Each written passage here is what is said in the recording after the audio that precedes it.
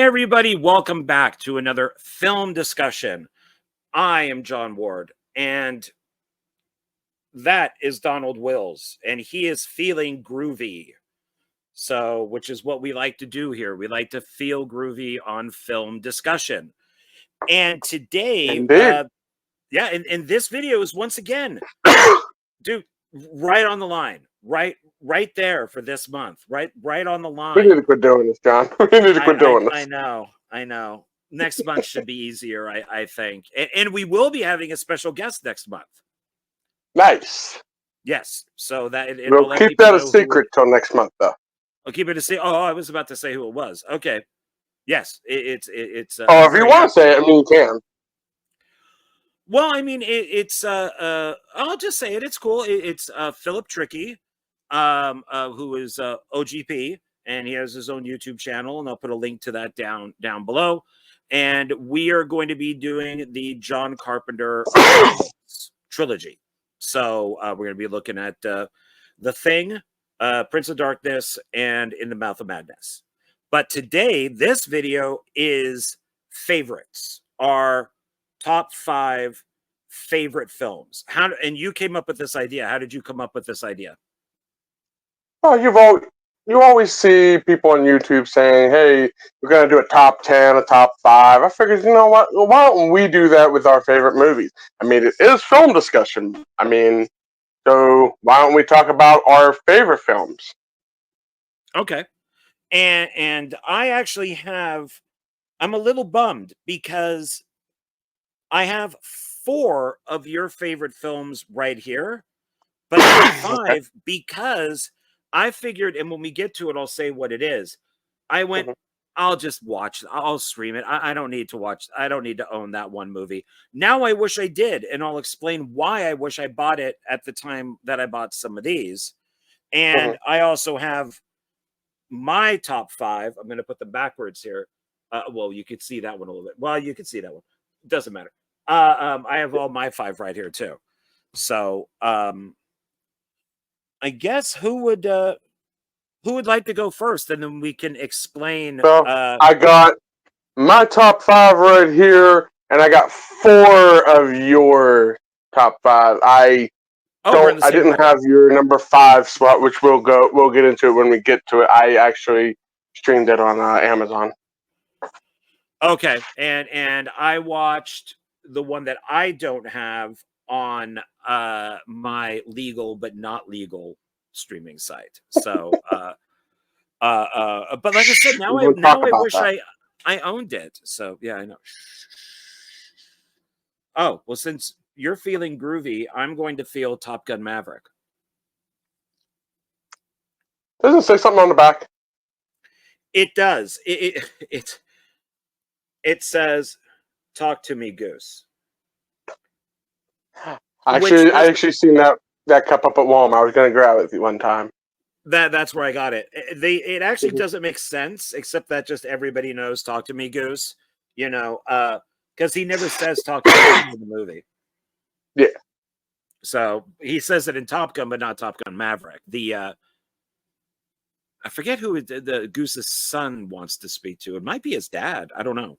But I'll take it. Whatever. I mean, I guess it's Maverick and Top Gun. So I'll go along with that. So who wants to go first? I can go first if you want. Yeah, because I've talked about all top 4 of mine on other channels, but I have not talked about any of yours at all. So yeah, let's start with yours. What is your top one? All right. Well, before we start, for those of you that do watch, and I shouldn't have to say this, but just a full disclaimer to everyone: this is our top 5. This is not an official list. This is not, these aren't going to be the greatest movies ever to everybody, but they're our personal top 5. So if you, want to be an elitist about that, then I don't know what to tell you. You're watching the wrong channel, I guess. Well, I tend to think that the greatest movie ever made is Citizen Kane. What is it? But yet I do not own a copy of it. And it is What is not it? in my top 5. Citizen Kane? Oh, Citizen Kane. I have not seen that, but I do want to see it. So it's one of There's those movies I do want You should, and you should own it. It's a it's Orson Welles' first film, which then of course he never had a successful movie after that. There is a to. great double disc. I think it's a DVD disc that has Citizen Kane and then the documentary, The Battle Over Citizen Kane. Okay. And which is comparing Orson Welles to William Randolph Hearst and how similar they were because they battled that movie. Like Hearst Okay. made sure it did not win for Best Picture. There's also a I think it's either I think it's HBO or maybe Showtime. Lee Shriver plays Orson Welles, and Okay. I forget what the title of that one is. It's the studio number that they shot Citizen Kane at, but it's not a bad film actually. James Cromwell I think plays Hearst, so Okay. it's a fascinating film, but it's Yeah, not on my. it's definitely on my list of movies to watch that I want to watch. So that's definitely and that's one of the ones I've heard from millions of people. Like, hey, this is one of the best films ever made. So I mean, if it's been that highly praised, I mean, it's got to be worth watching. Yeah, it's kind of like how Rolling Stone says that, the Beatles' Sgt. Pepper's Lonely Hearts Club Band is the greatest album ever. That was Mm-hmm. 1967, and so far no album has beat it. So Yeah. it's still up there, just like Citizen Kane is considered to still be the greatest movie ever. But Yeah. on a different thing with that, like as an example for people, my favorite band is the Monkees, but I think the Yeah. greatest band ever are the Beatles. So, but and Mm-hmm. I can listen to them side by side, but I love the Monkees, but the best band to me is the Beatles. So, Yeah. I guess with that type of thing being said, it is yeah, maybe Citizen Kane should be on the top of my list here because of how I praise it, but it just isn't. So, Okay. yeah. But like I said, this is our personal list. So I'm gonna go ahead and start my number 5.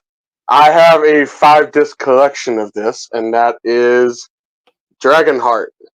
Okay. Now I'm referring to the very first movie, even though A New Beginning, which is the second movie, is a close would be a close second to that because I've watched those all the time. Now I have a story with this. When I first seen this movie, back when this is back when I was a kid. Um, During Easter, my parents would buy me either a game, a movie, or whatever I want, or a toy or something, instead of you know buying chocolate. Because for some reason I wouldn't eat chocolate when I was a kid. Now I can't get enough of it. Yeah. So they was like, "Hey, instead of us buying you candy, would you want something? Do you want like a movie or something?" And I remember, not this copy, unfortunately. I do have it, but I don't know what happened to it. I think it's in storage somewhere. It was the first disc. It was a 2 disc version of the first 2 movies, and so this is the Blu-ray here. And I got it from. I remember where I got it from too. I got it from Giant Eagle when Giant Eagle used to have. I think it's called Iggy's Home Videos. I don't know if that was a around the world thing or not. But that may have just been right at that location. I don't think I've ever heard of them. Okay, well, I think it was a Giant Eagle brand, but it could have just been right at that point. They since then shut down, so there's no longer an Iggy's video rental. I mean, I don't think there's any more video rentals anymore. unfortunately, except for the last blockbuster. That's the only one that exists. So that's where I got that, and plus, you know, it was a gift from my mom, so it has a special place in my heart. So. Oh yeah, sure. Here's It's yeah, I got the DVDs of them. I when I was at Zia Records picking up some stuff, and whatever I didn't have that was on your list, I was picking up except for one. And I okay. saw that they had this. I think it was $7.99 for all 5 films. Yeah, So it's got I think I paid $20 for this one. well, it's a Well, this Blu-ray. I did buy it brand new, so Oh yeah, see, mine's used. So, yeah. and it's got Dragonheart: A New Beginning, Dragonheart 3, The Sorcerer's Curse, Dragonheart 4, Battle for the Heartfire, and Dragonheart 5, Vengeance. And I watched a video on a guy reviewing all these. He really likes the first film, so he bought this collection. So he he loves the first film, Yes. hated the second movie, hated Okay. it, and even showed some of the animation of the dragon. God, did that look bad? Oh my God, does that look bad? Yeah. And then Dragonheart 3 he liked because he said that it kind of gives more mythos to it, Mm-hmm. and there's these eggs that are in there, and it's like the whole reason like, of course, Sean Connery is the last dragon, and then Yeah. like they find these eggs, and then the battle for the Heartfire. I don't remember him saying much about that, but he loved Dragonheart Vengeance. He thought that was the best of the sequels. He said it Yeah. was also cool that it's Helena Bonham Carter, and it's her voice for the dragon. So it's like an ice dragon, so it's female. So we have all Okay. males except for the last one. Yeah. I have not seen any of these, and watching Dragonheart the other day was my first time watching it. Mm-hmm. I got to be honest. Oh, and some of the other people doing the voices are like Ben Kingsley, Patrick Stewart. Mm-hmm. So that's pretty cool. Of course, Sean Connery, Robbie Benson. But with the first Dragonheart, I got to be honest. I hated it when I first started it. I thought the sword fight with Dennis Quaid. First of all, I forgot that Dennis Quaid was in it, and he's fighting this wimpy little, like, it's supposed to be, I guess, like a 12 or 13-year-old kid or whatever it is with his sword, and I'm just like, oh my God, just kill this kid, and because he's such a little pansy, and and of course he ends up being, he grows up and he's worse than his dad who was killed. But I'm like, this is some of the worst stuff I've ever seen. Why am I watching this? This is so awful. I would turn this off if I didn't have to finish it. But and it was funny because it's Dennis Quaid with an accent. That's all it is. Like, sometimes he has the accent, sometimes he doesn't. It's so Dennis Quaid, and then of course Sean Connery is just Sean Connery. It's just a British dragon, and so I I mean, mean, you you have to literally, admit, Sean Connery is the best part of the whole movie. yeah. But once it got to be where Dennis Quaid is the Dragon Slayer, and they start doing the grift, because they realize, of course, the dragon, Sean Connery, doesn't want to die because he's the last one, allegedly. I mean, they made 4 more. And then Dennis Quaid's like, oh shit, I'm out of a job. Well, and then, then of course the dragon, Dragu, or whatever his name is, Draco. Draco, yes, says, I got a plan. Once they started doing the grift, I was into it. I liked it. And them just going to, oh yes, I am the greatest dragon slayer. And where is this dragon you've seen? And then you see the dragon fly, and he's, being menacing. And then Dennis Quaid fires like a giant arrow off of like a catapult type of thing. And then the dragon just grabs the arrow, sticks it under his arm. And he's like, oh no, I've been shot, and falls into the water and then pokes his head out like, is everything okay? And then like flies away. And then Dennis Quaid, collects all the gold until it goes wrong. But I thought that was funny. I thought that was hilarious. I mean, come on. That part where the dragon falls in the water, he's like, sink, sink. He's like, I can't sink anymore. Yeah, and they end up in in like a village of cannibals who don't really care what they eat. They see the start dragon. going after him. Yeah, and they're like, food, food, food, food, because he's not sinking. Meat, and then meat, once meat. the dragon flies away, yeah, meat, that's it. And then once the dragon flies away, they look at Dennis Quaid and the other two people there. And Dina Myers is so hot as a redhead. And Pete Postlethwaite, I hated it when he showed up. I'm like, God, with this guy, please shut the fuck up already. Just, God, be quiet. And then he disappears and then comes back later where the screw up happens, where the water is too shallow. And then I liked him. All of a sudden, I liked him. And so it's almost like that little bit of that movie was like the very beginning of it. Yeah, I wasn't into it. It just looked cheap. It looked like it's like, God, I'd rather be watching Deathstalker, from Roger Corman, or Barbarian Queen from Roger Corman, or something like that. I'm like, God, those have a better production value. But once the grift was going on, once Dina Meyer and Dina Meyer throws them under the bus. Why?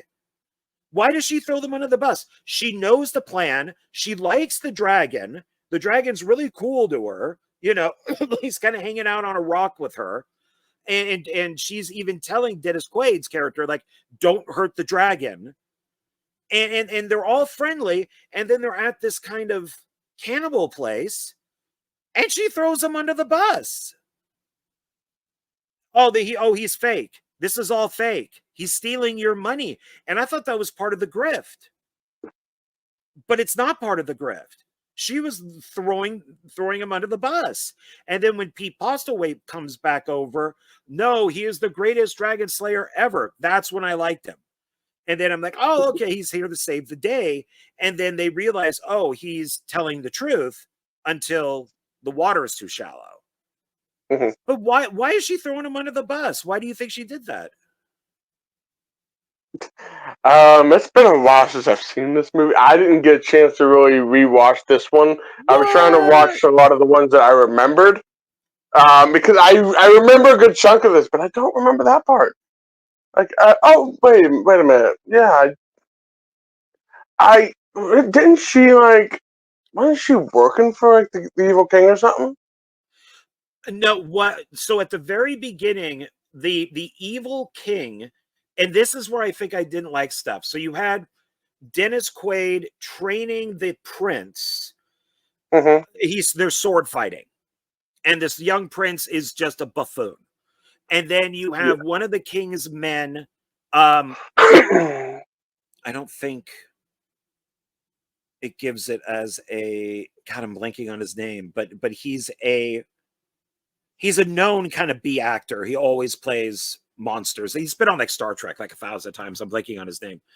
But he comes up and says, oh yeah, the peasants are uprising and your father, the king, is there and he wants you to watch like him wipe out the peasants. So the prince goes down and he's kind of wandering around and the dad gets killed lamely. He gets pulled off of a horse and they're just kind of hitting him. And the funny thing with the king is the helmet is like too big. So it's kind of like this on him. And then like you can't see his face really. And almost like they made it for like an actor with a bigger head. And then he has the crown. So when he dies, the prince comes up and grabs the crown. The king wakes up and the son's like, fucking die already. I deserve this. This is mine. And he's there with the crown. Dina Meyer's young version pushes him, and he ends up on a spike that goes through his chest, and he's dying. And that's when all of them, the king's dead, they bring him to the dragon's cave. And they're like, look, dragon, this is, you know, the mom's like, this is my son. He's going to do better than the king. And then the dragon believes her. You know, he has to like recite like a passage, the prince. And then the dragon does have his heart inside the prince to survive. He then becomes the king, and he ends up being worse than his friggin' dad. So he lied about everything. And he even ends up killing Dina Meyer's dad, who's already injured. And that's when she goes out for revenge. But he captures her. And even though this is kind of a kid's movie, it's a little violent. And he does try to kind of rape her on a bed, and she kicks him off. The mom lets her escape, and then she meets up with Dennis Quaid, who, you know, she thinks is a fraud. And, but then she realizes that he's telling the truth and that the dragon is there. And then right after that, I think they do, I forget if they do one village, and I know the one village goes off without a hitch. And then maybe that's where they meet Dina Meyer. And then they go to the other village that has the cannibals. That doesn't work out. But before they try it, that's when she rats him out. And which I don't get. If she likes the dragon and she kind of has this interest in Dennis Quaid, you know, handsome guy, you know. I mean, maybe some of this stuff is just kind of like on the fly, I guess. I don't know. Yeah, I mean, I'm trying to remember. I don't think they really say anything about, like, that was kind of like, you know, out of place a little bit. Like ratting her out for like no reason. It makes no sense, which is why I thought it was part of the grift. And I went back and I rewound it and I watched it, and I'm like, no, she's just ratting them out because they're going to be eaten. And then once Pete Postlewaite's character shows up, who's the storyteller, the historian, the writer, and he's kind of chronicling this, you know, the Dennis Quaid's Dragon Slayer character. Once he shows up, and he's like, "Oh no, this is the greatest Dragon Slayer ever." They change their minds, and they're like, "Okay, we'll pay you to kill the dragon," but then the lake is too shallow, and that kind of ruins everything. And they go to eat the dragon, but he escapes, and then they focus on Dennis Quaid and Dina Meyer and Pete Postlewaite, and then they run. But it just doesn't make sense to me of why. Yeah, didn't the dragon come in and save him? Yeah. They get onto like a carriage, and he lifts them up to safety. Oh yeah, that's right. And in the first one that goes,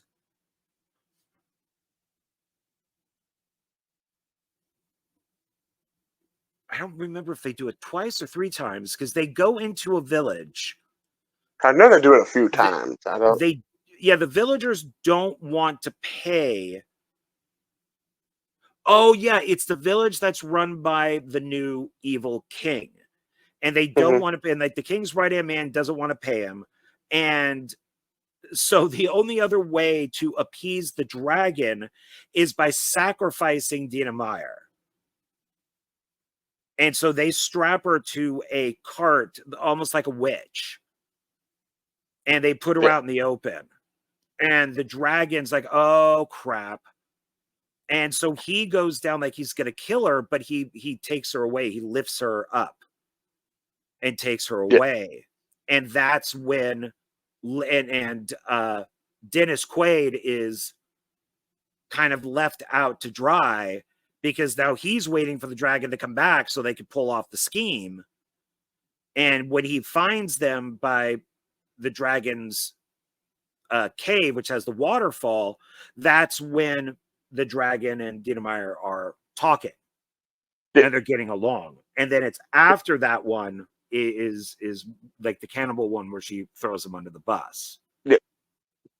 So it's I mean, I like all of that. I enjoyed all that. I like the actor who ends up playing the evil king. And what I've never understood, and I get that these are villagers, and we saw this in Braveheart and all that stuff, is, you know, they're just farm people, so they're not going to fight back. But I don't, I've never really understood, I guess, why. I mean, if you have a village of 20 people and 2 people come in, just fucking wipe them out. I don't know, man. I think maybe we're looking too much into this. I mean, I think it's just supposed to be like a fun fantasy action movie, and really not supposed to be made to taken too serious. You know what I mean? Well, the nice thing is, I mean, we do get a lot of history with the dinosaur, with the, well, I guess he is kind of a dinosaur, but the dragon, and we find out about the stars and all that type of stuff. And when the dragon dies, he kind of goes into the stars, becomes part of the stars. Yeah, and it's and I like the friendship that the dragon Dennis Quaid have, that, you know, he's killed a buttload of I keep saying dinosaurs now, dragons, and you know, now he becomes friends once he even realizes who the Sean Connery dragon is. That, you know, because he, for some reason, and this is something else I didn't understand, when the king or the prince who turns into the king goes evil, Dennis Quaid's character thinks it has something to do with the dragon. Yeah. Like, you possessed him, you made him this way. There's no evidence of that at all. No. There's none. This guy's just a dick. I think he thinks because the dragon did it, it gave him half his heart. He thinks that the dragon is evil, so he thinks when he gave him half of his heart, he corrupted him even more, even though he was corrupt from the get-go. Even though throughout history, he thinks that because, you know, I think he's just blinded by love for the boy. When before he became king, he was just like, you know, hey, dragon, I love that boy. Why did you make him this way? You know, and, you know, going off on a tangent, and then all it really does is that pretty much just makes him immortal until the dragon, because the only way the dragon dies is if he dies, right? And vice versa, or vice versa. Yeah, which I did like at the end. I did like the dragon sacrifices himself. Dennis Quaid sticks the sword at him, and the dragon is at peace with that. He seems to be fine because he does smile. Because he says he says he wants to die because he's going to go to.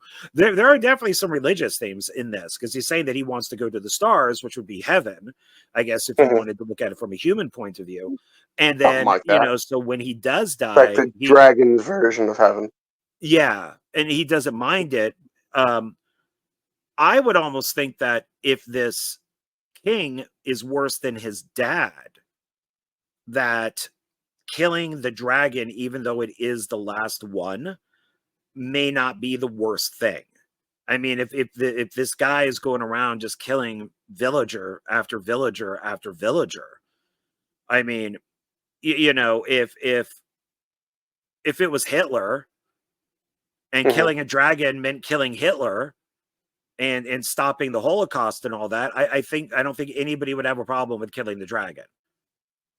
Yeah. And this guy was just wiping people out. I mean, he was enslaving them, and he was a very evil king. Like he was one of those ones that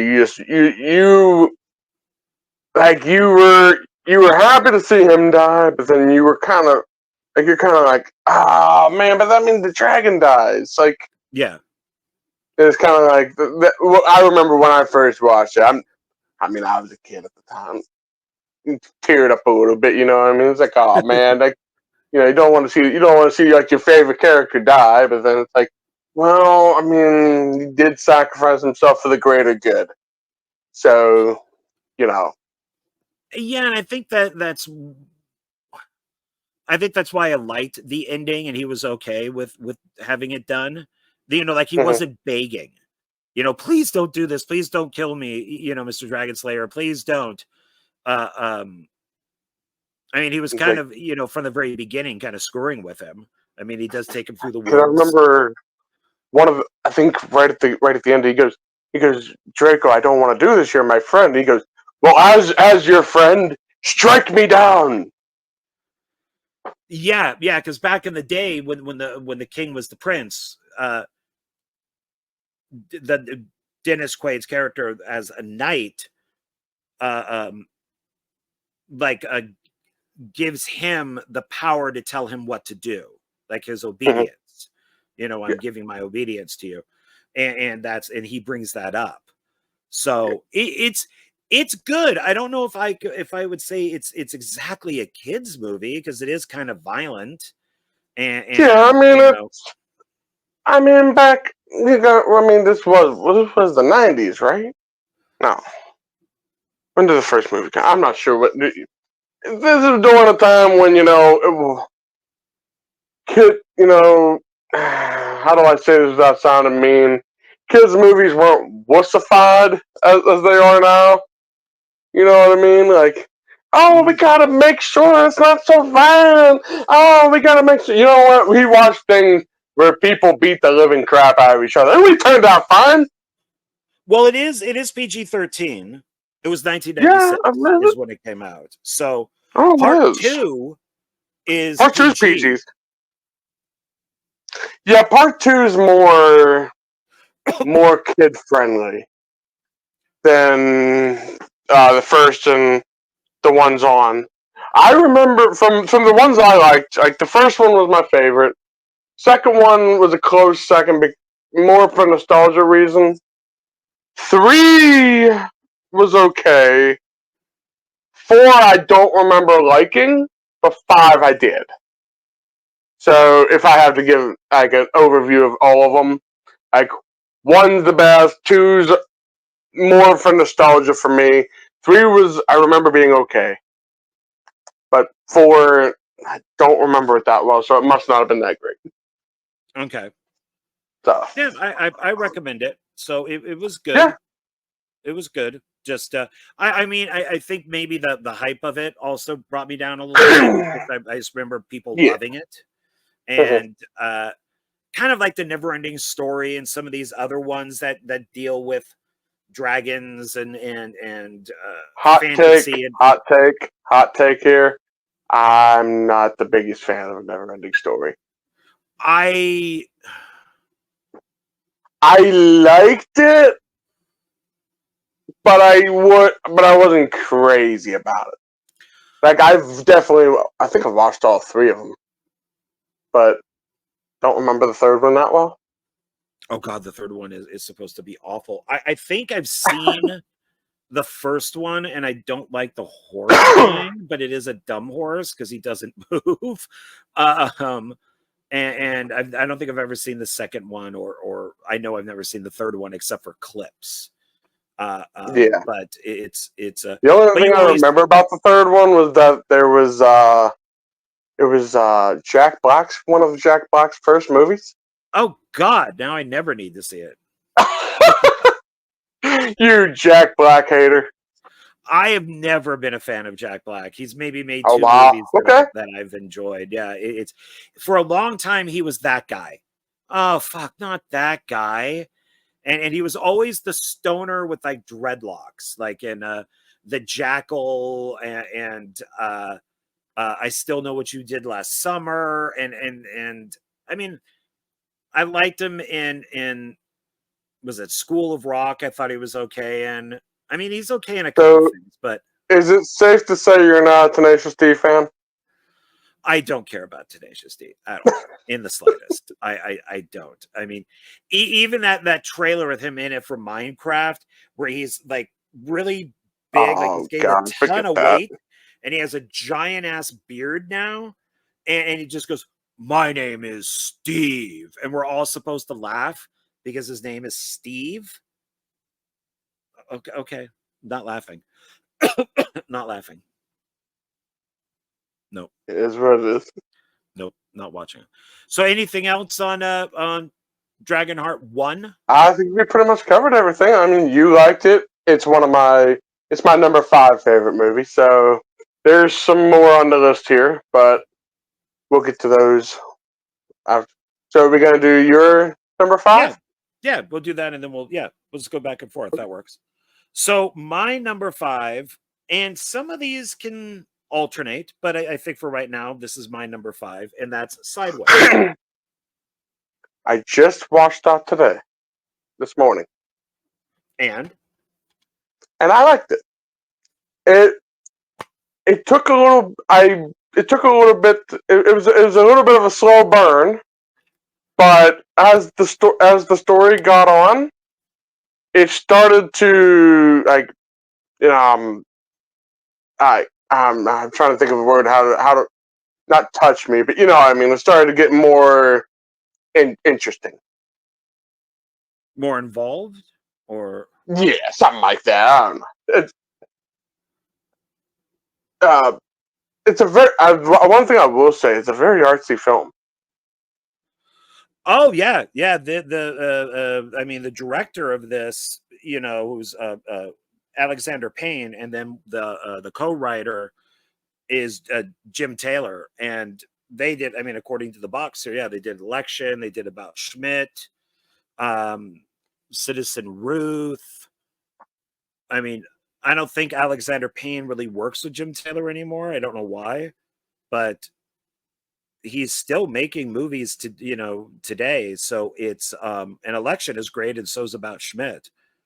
But it's weird is I'm not into wine and I'm not into golf, but I love this. Well, I like watching golf, but I don't go out and I don't do it. But I love this film. I absolutely love this film. I love the music. I love the editing. I love that they do they divide up the screen several times. Yes, yes, Not yes. they just As don't do. soon as I seen that, I was like, "Wow!" And the thing that I especially would be like, up here would be one scene. It'd be like, I my first reaction was, did they just have a bunch of stock footage they needed to use up, so they just decided to put a bunch of stock footage in there? And I'm like, that's or not stock footage, but B-roll, Oh yeah, definitely B-roll footage. Yeah, yeah. the extra B-roll stuff, not stock footage. This isn't Dustin Ferguson. Oh, sorry. Oh, Oh man, sorry. now I gotta bleep it I'm out. sorry. I'm sorry. I'm sorry. Uh, I should be ashamed of myself. uh, but this is my true introduction to Paul Giamatti. I really How do you like him say in his last this. name? But I'm mispronouncing it. Paul Giamatti. Paul, I think is how you say it. Paul Giamatti. Paul Okay, Giamatti. I never knew how to pronounce his name. I just kept calling him Paul G because I did not know how to say his last name. That's funny. And then Christian Hayden Paul Church. G. Paulie G was Wings, and then this film got him really popular. Sandra Ho then went off to go do that Is that his first hospital. film? It's one of his first films. I think it's the because he was nominated for Best Actor, Okay. like Best Supporting Actor, I think. Okay. 5 Academy All right. Awards, yeah. And then Virginia Madison, this was kind of like her comeback film because she got a bad rap after a while. She was known as being difficult to work with. Yeah.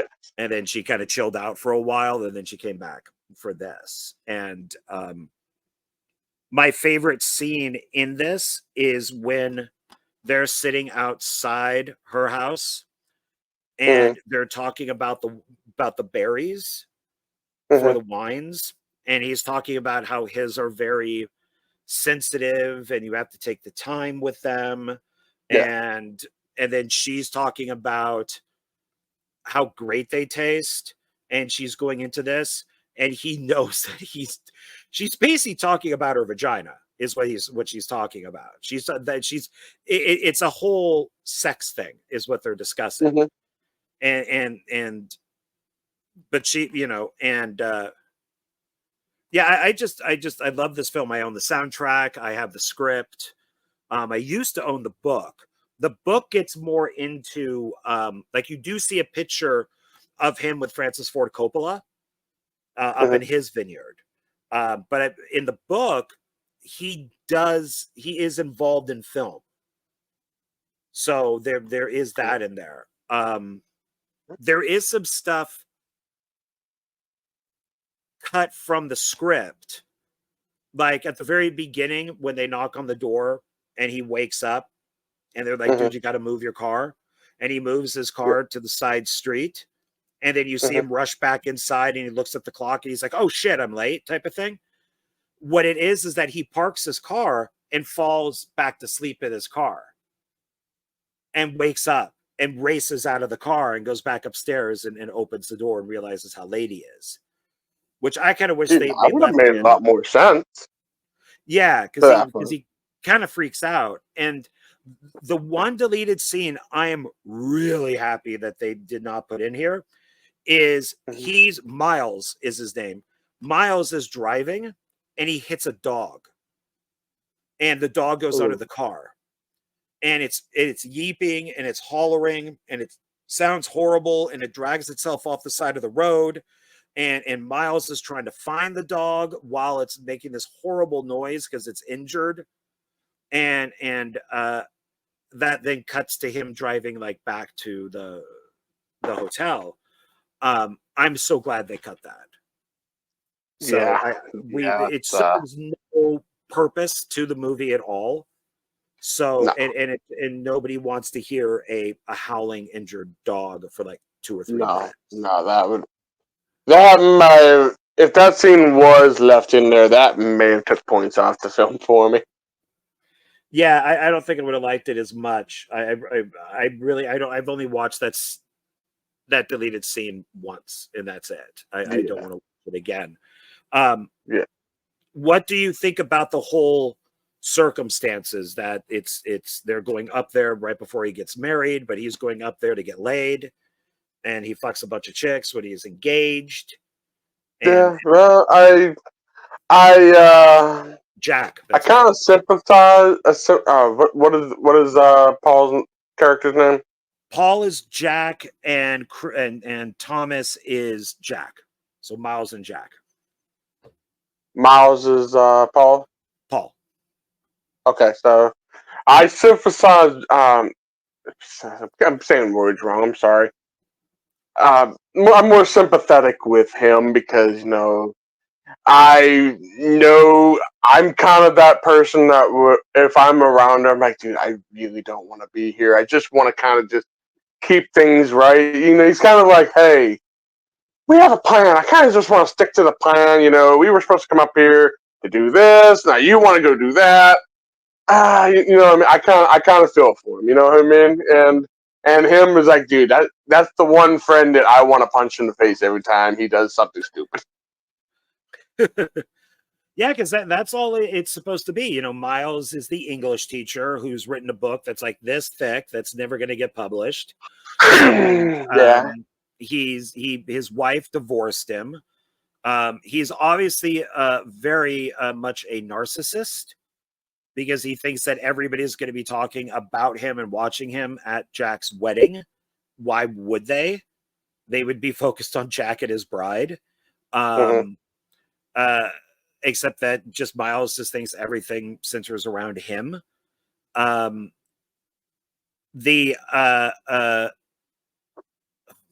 on what he kind of has like a I forget what the disability is. There's like some sort of disability he like Asperger's or something. maybe something like that. I'm not one of people. For those of you that we're not doctors, so we don't know a lot of stuff on the spectrum. So if you do know what we're talking about and you've seen this movie, please leave a comment down below and let us know. Because I think it's kind of like that, you know. Because I think they have him on medicine. Like he was seeing a psychiatrist and stuff too. Yeah. He was on. Yeah, because he freaks out. He has anxieties. Yeah, he takes pills for anxiety. He is kind of a loser. Uh, Mm-hmm. um, and I remember when I was dating, I call her the evil one. When this movie came out, we saw it. I said that I related to the Miles character, and my girlfriend at the time like freaked out. She didn't find that to be a good thing at all. And but you know, so they before Jack's wedding, they decide to go and play golf up in wine country. Mm-hmm. But Miles is just about the wine, the golf, and doing that for a few days before they go back. Mm-hmm. Because of the movie, there are sideways tours that you can now take to those places, the windmill and some of the other places. And then we meet. Oh, the names are coming back to me. So yeah, then we meet Maya, Mm-hmm. who Jack says that she is flirting with Miles, and of course Miles doesn't see it, and he goes, "You're freaking blind, man," because she was married, now divorced, and I think Miles does like her, but of course he has no, um, uh, like no self worth or something. He has no, he thinks that there's no way that she's way out of his league, and then there's Well, Sandra. then Oh, also, I think he still thinks he's trying. He still thinks there might be a chance to get back with his ex-wife once right, he and just got then the divorce. Jack. So he's kind of think he's still trying to hold off. Like, what if there's a chance that maybe I can get back together with her, but then then he spills the beans and says, "Hey, she got remarried." She got remarried, and then later he finds out that she's pregnant. That's Which, at the which end of the movie, then, I think. yeah, and then later he ends up in like at a McDonald's or something with a cup with this really expensive wine, just guzzling it down, eating fast See, food. But so what yeah, did you think? that was kind of messed up. I was kind of I thought it was going one way. I thought he was leaving the reception to go grab the wine and meet up with Maya. That's what I thought at first, and then it's like, no, you're in a freaking restaurant eating the hamburger and onion rings and drinking the wine. Like, what are you doing, dude? Yeah, like his $500 or whatever it is bottle of wine, and it's so. But on their way up, they do stop off at Miles' mother's house, like her house or apartment, and we see Miles. Now Jack is an actor. He was on a soap opera. He now does commercials and stuff. Yeah. Miles' mom is basically like has like a massive crush on him, and but Miles steals money from his mom. What do you think? Kind of a jerk, man. Then he goes upstairs and he knows he's a shit because he looks in the mirror and steals money. And then later she even says, "Do you need money?" And it's her birthday the next day, and she just wants to spend time with him and the family, and they end up sneaking out of the house. Mm-hmm. So they split. Part of me is wondering, did she actually give him money after he stole money off her? Oh, Maybe think about that. maybe. Or maybe he felt guilty enough that he didn't have to. Maybe, I don't So know. yeah. I And Jack, mean, you think about everything that they did all that week. I mean, would $1,000 go that far? well, they probably already paid for the hotel rooms. Okay. Then they got to pay for dinner. I guess you got to pay for the tours, the wine tours. Mm-hmm. Got to pay for golf, but so. But then again, you gotta think back. What was this? 2004, 2003 when the movie was made. 2005 is what. Yeah.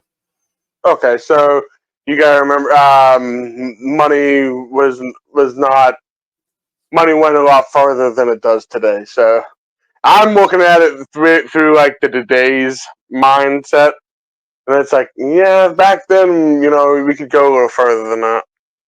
Well, and they're not seeming to buy anything extra, right? It's the golf, the wine, the rooms, the dinner, and that's pretty much it. Okay. So Miles, Jack. I'm trying to think what Sandra O's name is. I'm blanking on it. Yeah, so Jack's relationship with Sandra Oh is really messed up. Yeah. That's because he makes her promises that he can't keep. So yeah, I was like, man, that's a jerk move. That's like, you know what? He kind of deserved that broken nose. yeah. Might be a controversial opinion, but he deserved that broken nose. And he has to get surgery done. You're like, good. That's what you get for breaking that poor girl's heart, jerk. But he was even thinking of like not leaving his wife. Yeah. But then Paul was Miles was kind of like, oh, dude, what are you doing? Why are you doing this? You have a wife. You're going to be getting married in like a couple days. Why are you doing this? Because he says that it's who he is. It's his plight. It's just what he does. So the one joke I did not get until later was the Armenian joke. So when they first get to the hotel, Jack and Miles are walking down the street, and Jack talks about like the dad's going to bring him in, the stepdad is going to bring him into like the business and all that type of stuff, and he goes, I'm blanking on the dialogue exactly, but he goes, you have no idea how long it took for so and so, the bride's dad, to not care that I'm not Armenian. And I didn't get that. And then it was later that I figured out what it was. And that is that Armenians marry Armenians. It's all within the same culture. They don't marry outside of that. And so it's very rare that they do, if they do at all. Most of the time they're like, you need to. They're kind of like, I think India does the same thing. India is like very strict with their culture. Like they want an Indian guy to marry another Indian guy. Sorry if I'm being cultural offensive here, but I'm just saying that you're some certain cultures, they're like, hey, we want to keep the cultures together. That's nothing. That's not me being racist here. That's just how they are. So the more you explain it, I mean, hey, people constantly think what they think. I don't care anymore. So does this look like the face that cares now? Is this a tour that you would do? Would you do the sideways tour if you could, or would you, or like where you live? Drink, so if I was going to do the movie tour, sure, I wouldn't mind doing the movie tour. I just don't drink wine, so I would probably have to, exclude myself from that. Oh God! Speaking of drinking the wine, when Miles finds out that his ex is getting remarried, and he lifts up that giant bowl of wine and drinks it, that was when that was when. Oh, I did not realize that. Ew. That's the spit form. That's where you swish it around in your mouth Oh, and then you spit it into the ew, bowl. So he's drinking ew. all the spit wine. Now, it's giving me flashbacks from that Family Guy thing I just sent you. Ew. Oh yeah. It's not, but yeah, it's when he finds out that his book's not getting published. Yeah, it's his book. Yeah. Yeah, and I was about ready to say that, and then when you said that spit one, I was like, oh no, I didn't even realize that. yeah, all spit. Oh. I'm gonna have nightmares about that tonight, John. Thanks a lot. That's why it's a dude. bowl of wine, because it's dude. I don't even like people drinking after me. Just knowing that. Yeah, it's all like backwash and stuff in there. Oh, so. That's more than backwash. That's yeah. It's all gross. What else? So what do you think about the Jack gets married, he pulls it off, they fool the family,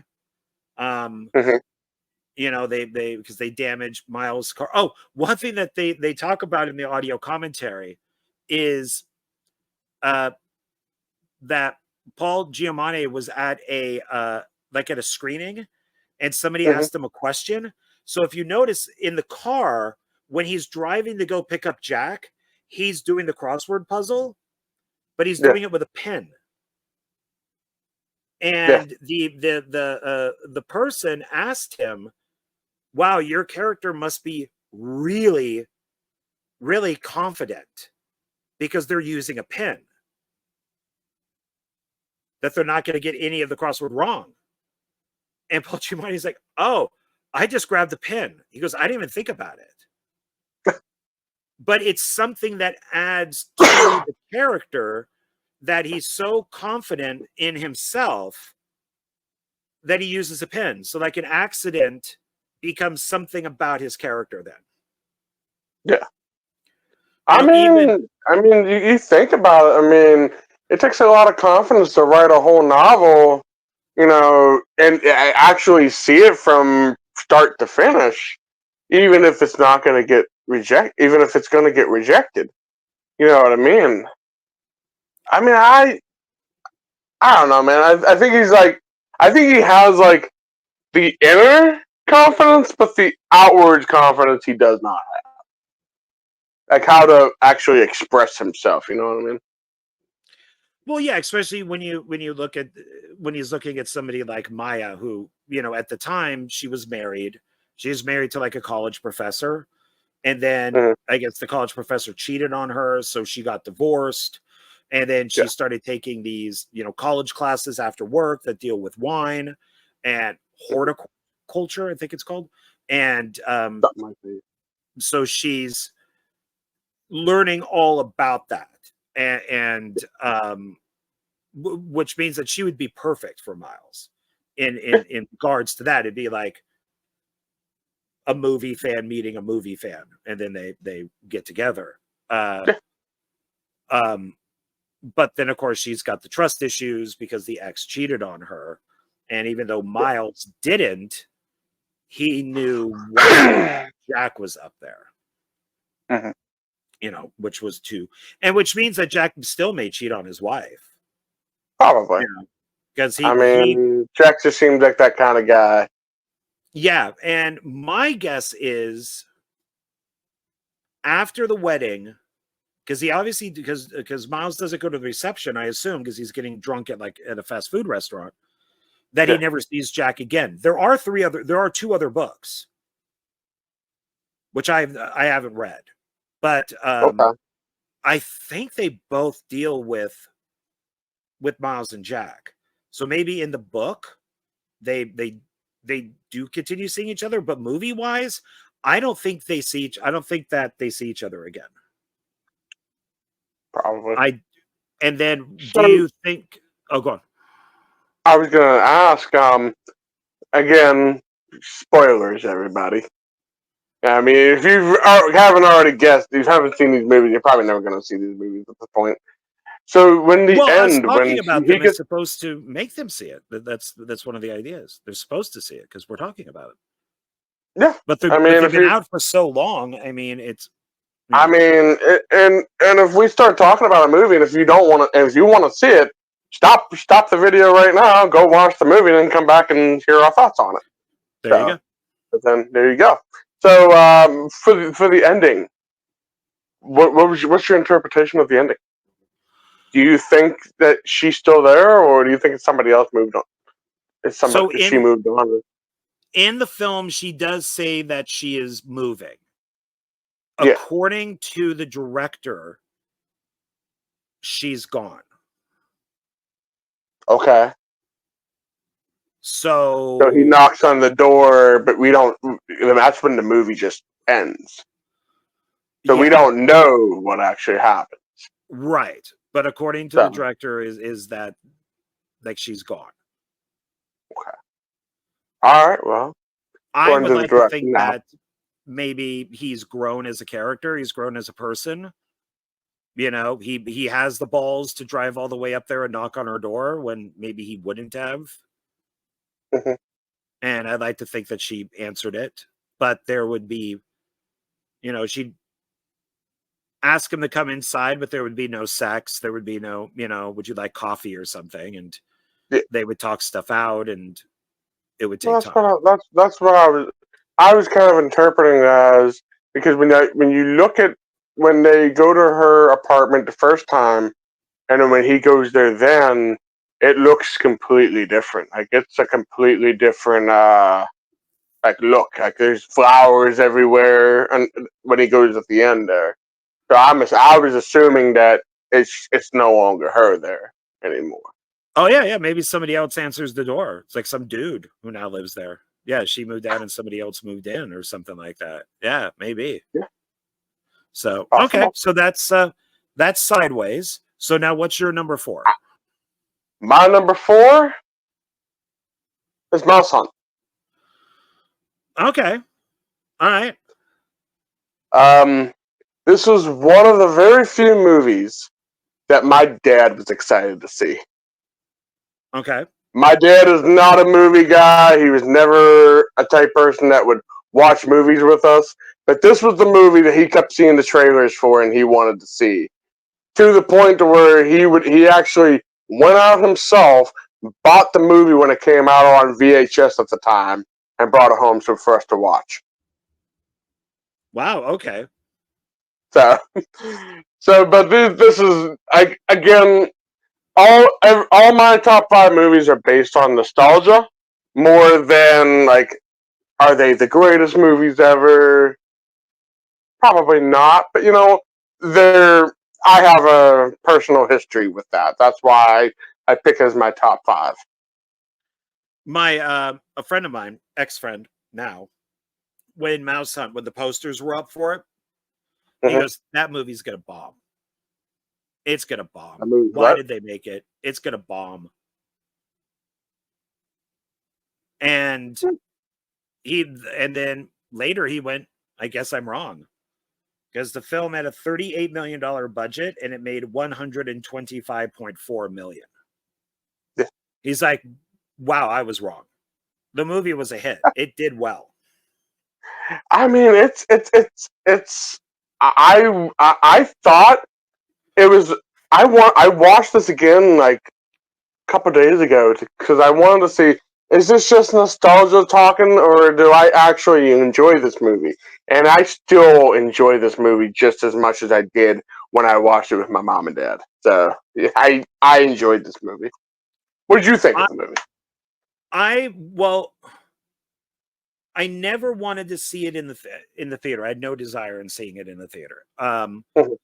Uh, I when I went to Zia Records to pick up some other stuff, I really wish now I did buy it because I Oh, is this the will. one you were talking about? Yeah, I am planning on buying a copy of that because it's a Tim Burton movie. Even though it's the director of the Pirates of the Caribbean, it's a Tim Burton movie. This thing says Tim Burton all over it. Even the soundtrack sounds like Danny Elfman, but it's from the director of Pirates of the Caribbean, the first Pirates. Gore Verbinski? Yeah, he did all the pirate movies. Did he? I didn't know that. Yeah. Okay. He also did National Treasure 1 and 2. So, yeah. But I'm watching it. I thought it was going to be a stupid kids movie, slapstick, Three Stooges, It kind of is that, but it's not. But it's very dark. It's not a comedy. It's a dark comedy that you could see. I guess you could keep Christopher Walken because he's worked with Tim Burton before. You could keep him in there, but like maybe one of the guys would be Johnny Depp. I could see Tim Burton actors in this movie. So it's very Tim Burton-esque. I liked it. I could see that. And I did think to myself, if they just left the mouse alone because it's one mouse, everything would have been fine. Yeah. Everything would have been fine. I think that's the whole point of the movie. Well, they had one guy come in and say, I will write you a check right now. And as he's leaving, because they reject him because they're going to do the auction thing, he goes, I've never paid more than $10 million for a house. So the guy didn't even start writing the check yet. And they're like, $10 million. So they could have had $10 million right there, sold the house. I don't know why they had to fix it up. Just leave it for auction then.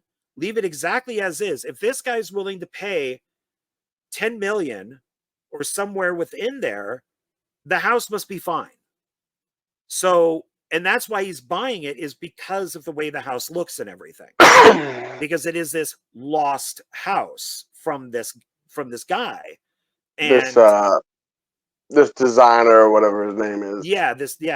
And we find out by mistake that it's LaRue or something like that. Yeah, these house plans that our two main characters find, and that it's this lost house that people have been looking for, and people want to buy it.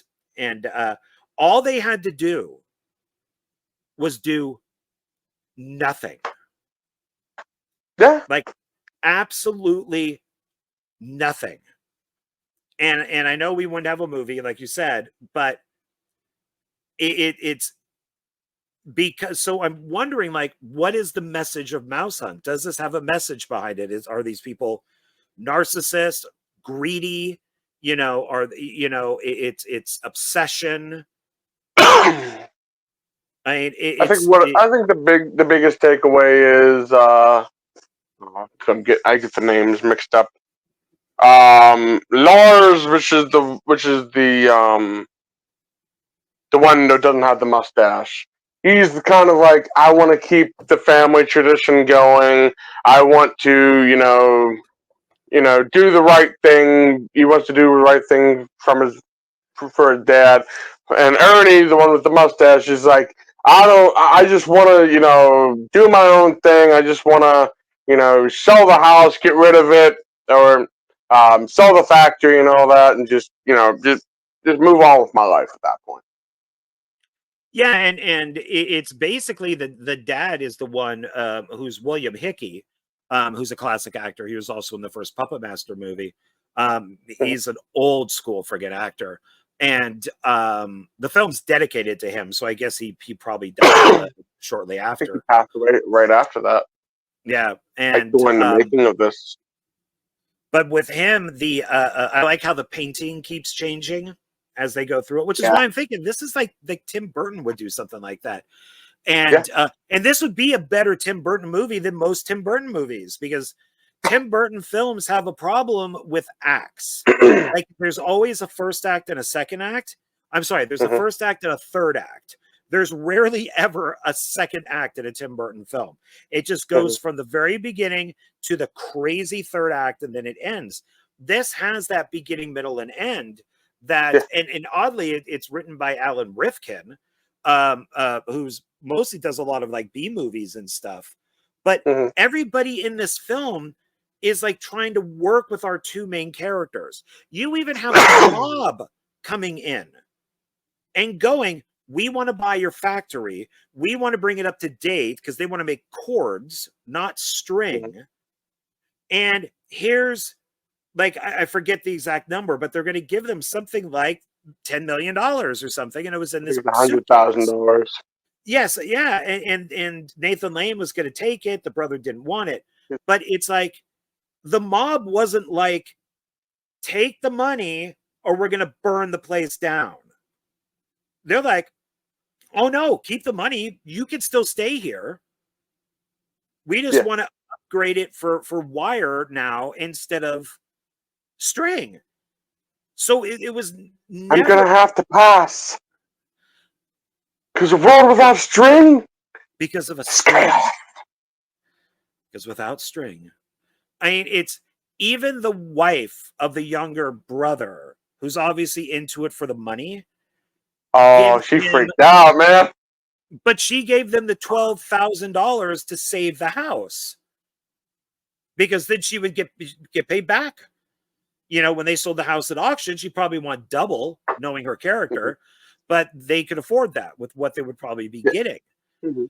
All of this is, I think it starts with the dad, because the dad gives them the half box of Cuban cigars, which ends up having the cockroach, which messes up, you know, Nathan Lane's restaurant where the mayor is at. And of course the mayor dies, and then they shut the place down. And when the wife of the younger brother finds out that he didn't take the money, she kicks him out. So they have to go live at this new house, old house. And that's where they see the mouse. And of course, without the mouse, without them going upstairs to look for the mouse, they wouldn't find the plans.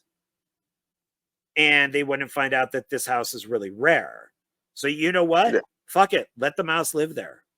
What's it harming? It's not doing anything. You're already ruining the ceiling and floor upstairs, but okay, you found the plans. And you're going to sell technically, the house. if you really think about it, all the mouse wanted to do was just to eat, sleep, and that's it. That's all it wanted to do. It didn't really want to be. It wasn't trying to cause him any problems. The only time it started causing them problems is when they started messing with him or her, or whatever the mouse is.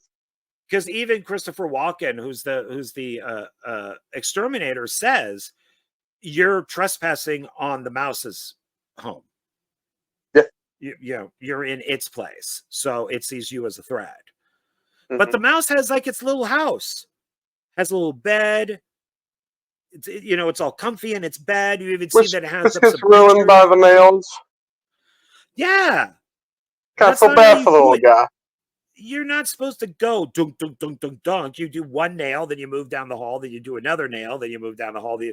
So it's like these guys don't even know really what they're doing. They spend $12,000 on a freaking. I think that's the comedy of it all. They really don't know what they're doing.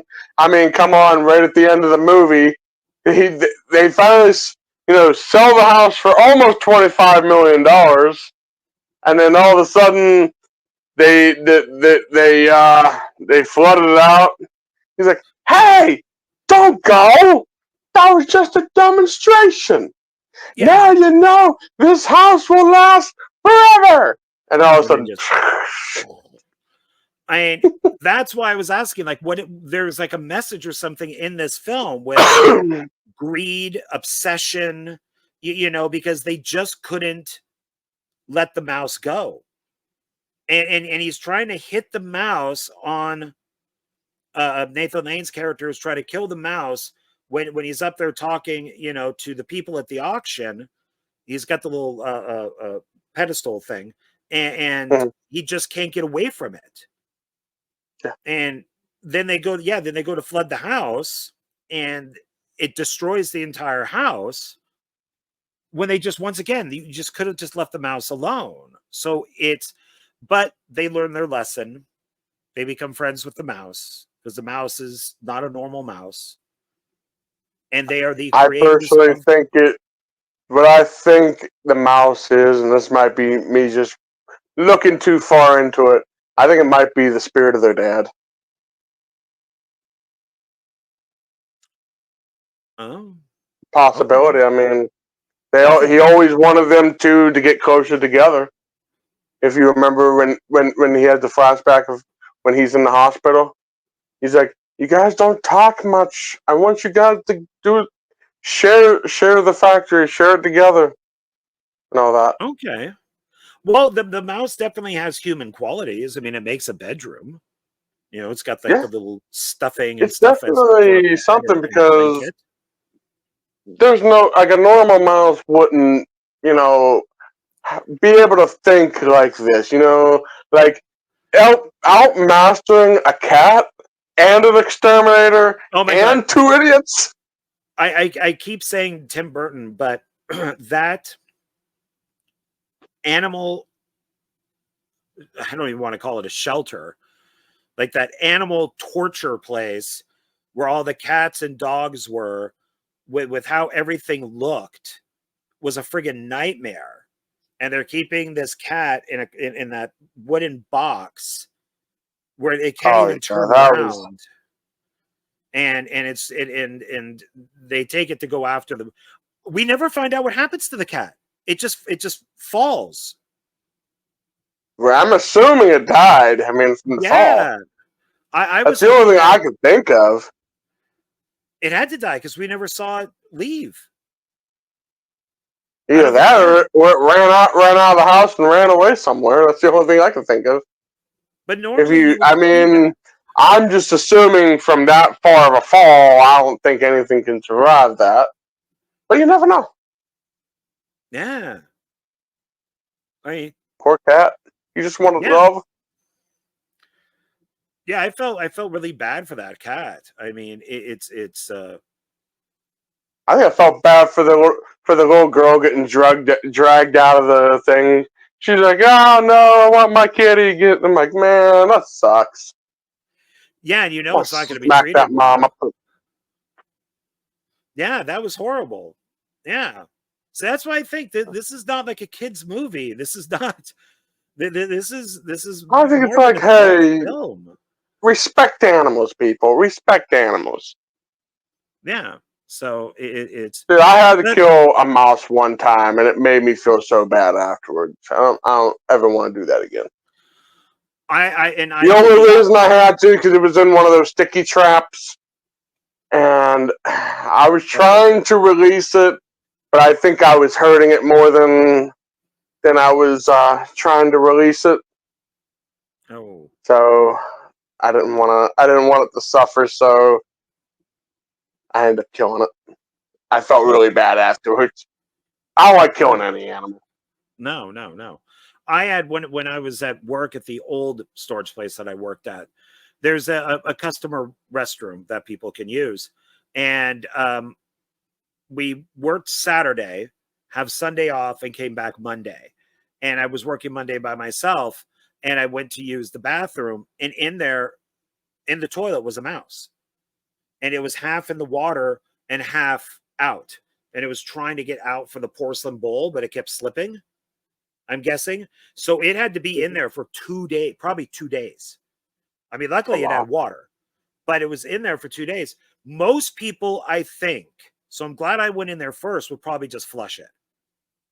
And instead I went through the garbage and I found a tube for like toilet paper, Hmm. and I was able to get the mouse into the tube, and I put my fingers around it this way because I didn't want it to bite me. I didn't want it on the edge. I'm guessing it knew what I was trying to do because it just sat in the tube.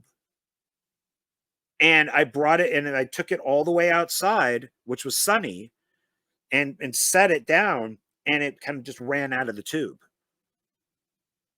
So I'm hoping, even though I'm not a religious person, that if there is something afterwards, that by me saving that mouse, I'm okay.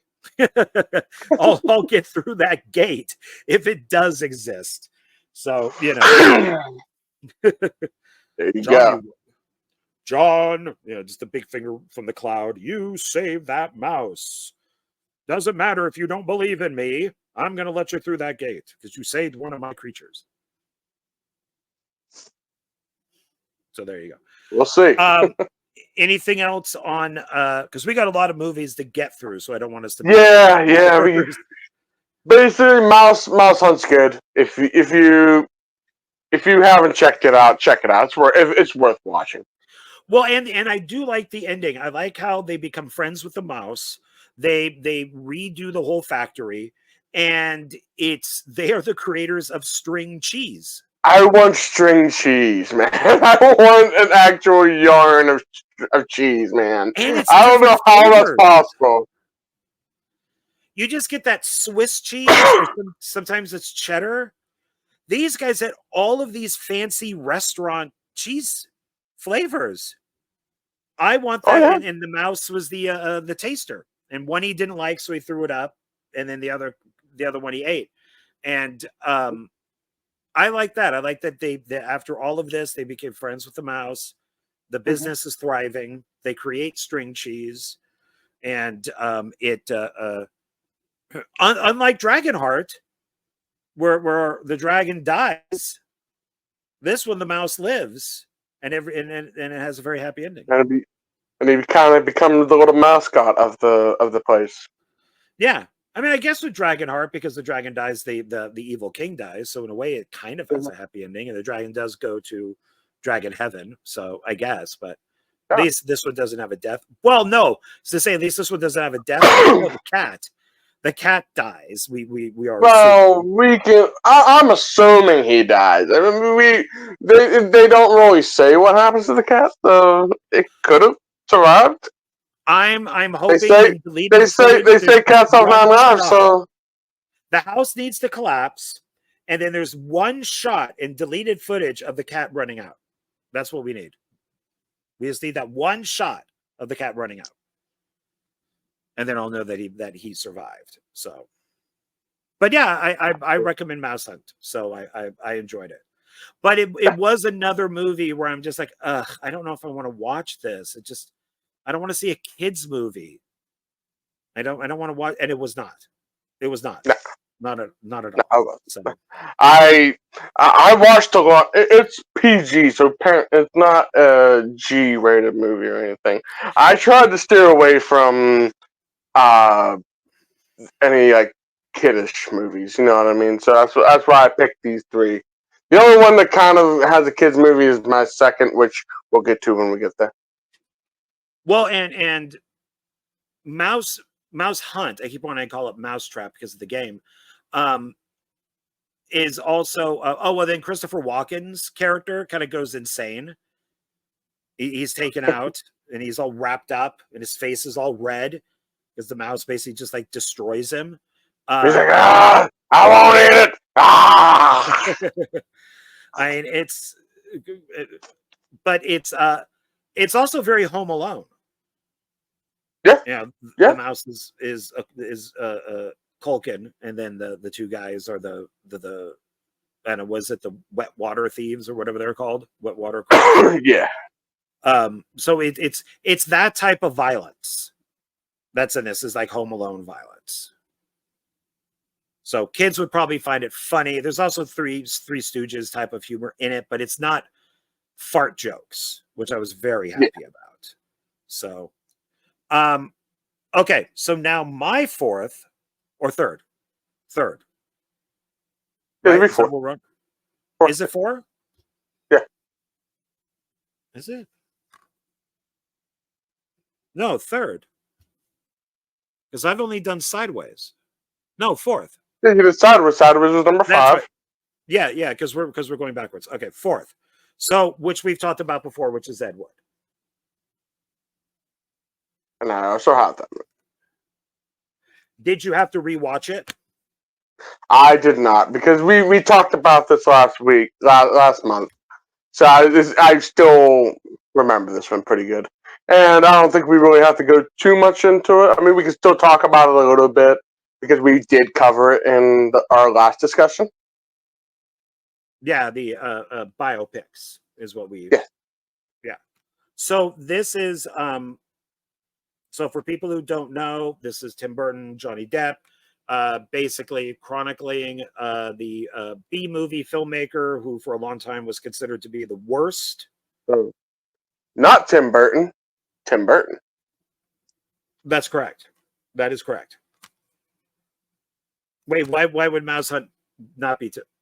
Oh, Tim Burton. Because you kept saying it feels like a Tim Burton movie. That's why I said that. I said not Tim Burton, but Tim Burton. But Tim Burton. You are correct. Yes, I'm getting what you're doing. For some reason, I'm thinking Ed Wood. Like Ed Wood in Mousetrap? What? So this is the film about filmmaker, B-movie or Z-movie filmmaker Ed Wood during the pretty much from Glen or Glinda through Bride of the Monster up to Plan 9 from Outer Space. A lot is left out of this movie, but it's still a great film. I think it's Tim Burton's best movie. I don't think that he's made a better film after this. It's what I would like to think Ed Wood's life was, but sadly it is not. He died poor, broke, and drunk on a sofa, either on Christmas or right before Christmas on like a friend's sofa. He was making porn. He got really fat and bloated and would basically write short stories to have them published. He'd get the money for that and go out and buy alcohol. He would have to hawk his typewriter. And then with some of that money, he would get the typewriter out of hawk so he could write again. He died. It was very sad. And even though this kind of ends on a good note, there is the little thing of what happened to him. It kind of really didn't go in too far into like the bad stuff. I think Tim Burton tried to keep it more of like the good side of Ed Wood. Let's remember the good that he did. Yeah, it's there are a lot of shot for shots that are from Ed Wood's movies, which is pretty cool. They play more off the myth than they do in real life. It was for a long time, everybody said that the UFOs in Plan 9 were paper plates that were set on fire. They weren't. They were actually models that they bought and then set them on fire. After this movie came out, they started to resell the model. There's a lot of stuff with Lugosi is incorrect. Like he did have a wife at the time. She stayed with him up until his death. There's a lot of photos. Because in the movie they kind of made it that he was divorced and all that, and he wasn't. He was the very first celebrity to go to rehab, and he was the first celebrity to call the tabloids. So when he felt that he was better, you can find it on YouTube. There's footage of him talking to the reporters when he gets out of rehab, and he does talk about Eddie Wood. And we already have movies like The Ghoul Goes West and some other films, Dracula's The Vampire's Tomb, all the films that Ed Wood in the movie mentions to the producer of Glen or Glenda are the films that Bela Lugosi talks about in the footage, like the real life Bela Lugosi. Bela Lugosi's son, Bela Lugosi Jr., hated this movie because he felt that Ed Wood was a user and that he was only using Bela to basically get his movies made. I believe, in fact, that they were using each other. I think Ed knew that Bela's name would be able to get the movie made.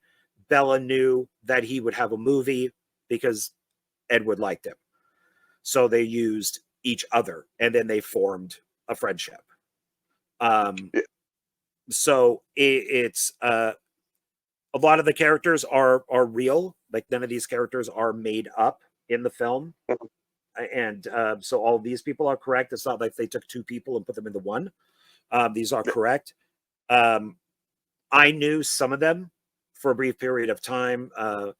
Paul Marco and oh fuck, I can't believe I'm blanking on his name. But I knew a few of them. So Bela Lugosi's God, I want to remember his name because I talked to him a few times on the phone. God, I'm blanking on his name. Which one of the police officer guys, right? The police officer's Paul Marco. And then Plan 9, Outer Space Cast. God, I want to show him Paul Marco, Tor Johnson, Conrad Brooks. That's what I was gonna say, but I wasn't sure. Yeah, Conrad Brooks, and so I used to talk to him a lot on the phone, and Bela Lugosi Jr. hated this movie so much that even though he had turned down the interview for The Haunted World of Edward D. Wood Jr., I also talked to that director because I was going to make my own documentary, that he decided to do the documentary and talk about.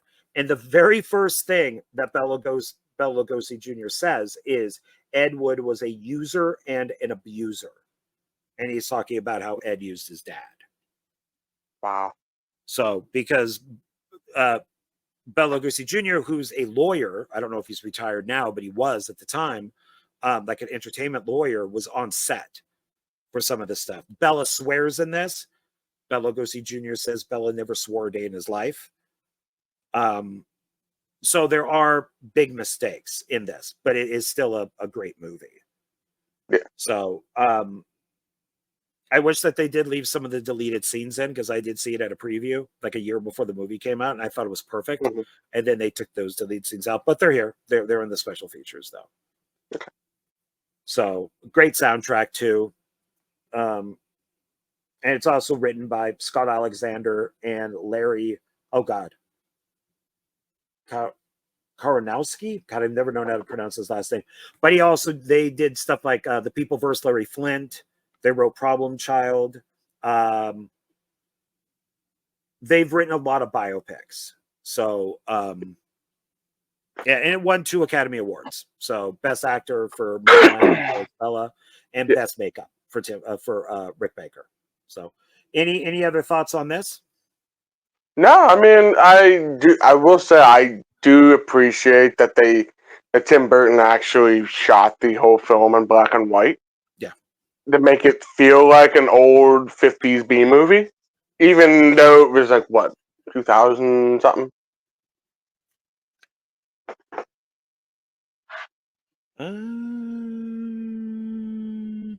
2000? No, not 2000. Was it 2012? No. Copyright. Yeah, well, it does say 2012. Distributed by, 2012. Okay, so in 2012. So the fact that, a movie that, this far, like this, not new, but less than, it's about, what, 12 years old now? So yeah, that sounds about right. Yeah. So I mean, the fact that he decided to make it feel like an old movie, I actually really appreciate it. So yeah, it's definitely an acquired taste to do that, but I always appreciate when people do something different instead of just making it a colored movie and making it look good and making it look HD and all that, when clearly the topic, like you're talking about a guy that made B movies, so he made it look like an old Ed Wood movie, even though it wasn't an Ed Wood movie. I mean, it is an Ed Wood movie, but it's not directed by Ed Wood. Ed Wood is one of my favorite directors. He has been for years, and I've seen I would say almost everything he's done. That pops up from time to time because he did so much and it's lost. But even the porn stuff that he did, there weren't, because some of them were X. I mean, there were intercourse and blowjobs and stuff. You could see that, but I don't think he's nearly as bad as everybody says. If you watch Plan 9, it's actually really well shot. It's well edited. It's the UFO effects look fine. They don't look any worse than anything from 1950s. It's got a good soundtrack. To me, it looks just as good as Night of the Living Dead. I mean, which was 68, but I don't think even something like Bride of the Monster looks and sounds really good. You can get stuff today from people on Facebook and it looks like shit and it sounds like shit and everything. The Ed Wood's films, even Glen or Glenda and stuff, look and sound good. They're well edited. I mean, he shot a lot of this stuff in Hollywood. I mean, it's not. I mean, he just had to. He had to get creative with how he did some of his movies. You know what I mean? I mean, it's like what we do today. You know, on some of our films. You know what I mean? That's what he. I'm envisioning that's what he had to do a lot of times. He had to like, okay, let's figure out how we're gonna do this. Let's figure out how am I gonna do this without being in the studio, because if no, I don't know how much of that is I'm assuming some that is accurate, where he only had the studio for so many days, and then once he didn't have the money, they had to boot him out. Yeah, there's because there's certain things that like Tor Johnson in Bride of the Monster not being able to make it through the door, and the cameraman goes, "Hey, Big Baldy had problems getting through the door. Maybe we should do a second take." And Ed Wood's like, "No, that's something he would live with every single day. You know, that's real." Or Tor Johnson couldn't get out of the grave in Plan 9. A lot of that is because he couldn't afford film. You know, it's just like, fuck it, we got one take. That's it. That's all we got.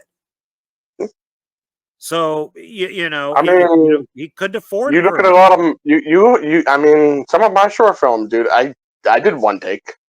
I mean, I'll be honest. Some of my films are not that great, but hey, it is what it is. You know, you got a lot of the magic happens in the editing. You got to make it work.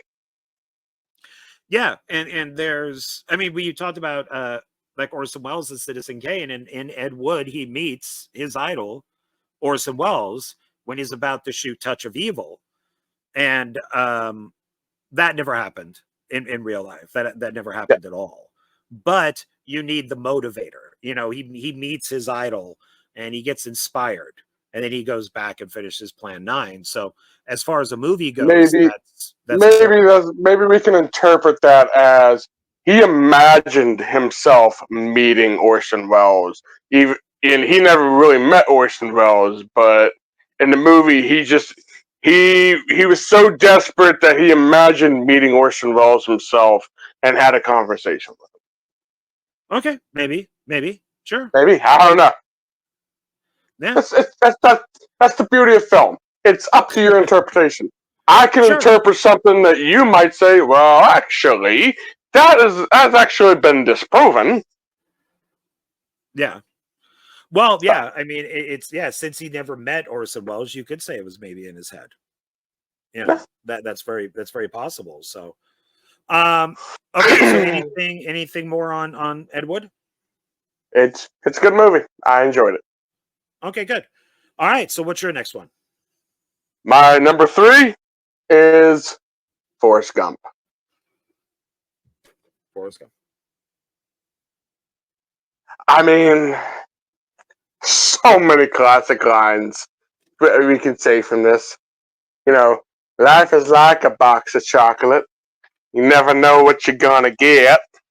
You know, and I may not be a smart man, but I do know what love is. But the box of chocolate thing isn't correct. They have the names of the chocolate in the boxes. All you got to do is look. You pull it up and it says the name of the chocolate, or it's on the inside of the box. Don't look at the cheat sheet. you know, because I didn't own this, so this is one that I did pick up at Zia. Look at this box. I have that exact edition.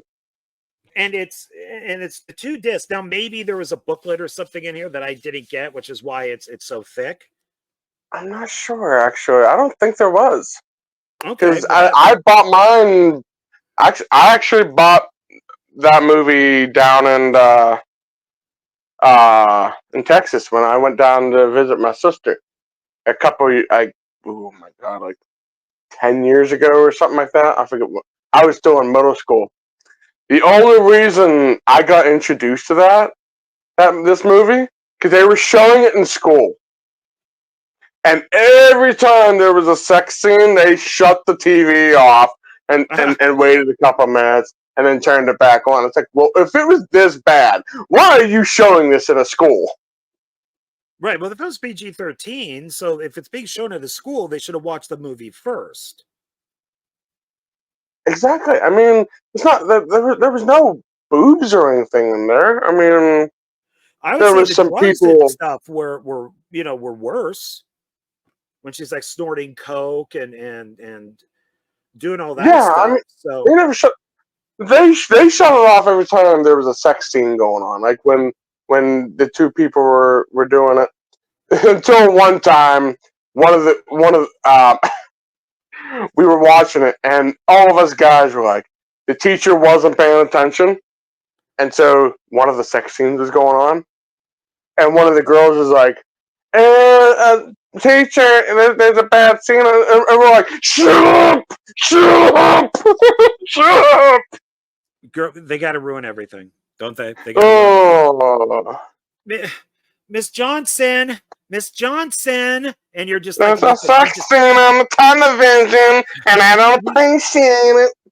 You know exactly. Even though you when that saw girl was the back, raises you her didn't see hand. it. I don't even think you've seen a butt cheek. No, maybe you've seen a butt cheek. I don't know. You get some cleavage. That's pretty much it. And it's wasn't nothing to write home about. So I like this movie, but I haven't seen it for a very long time. And Yeah. first of all, if Tom Hanks is Forrest Gump, then who is Tom Hanks? Tom Hanks is Forrest Gump. I mean, that's the secret we've known all along, John. Who is Tom Hanks then? So shouldn't all of Tom Hanks movies after this say Forrest Gump instead of Tom Hanks? I guess. I don't know. I mean, this is his secret that he didn't want out. And they messed it up and said Tom Hanks is Forrest Gump.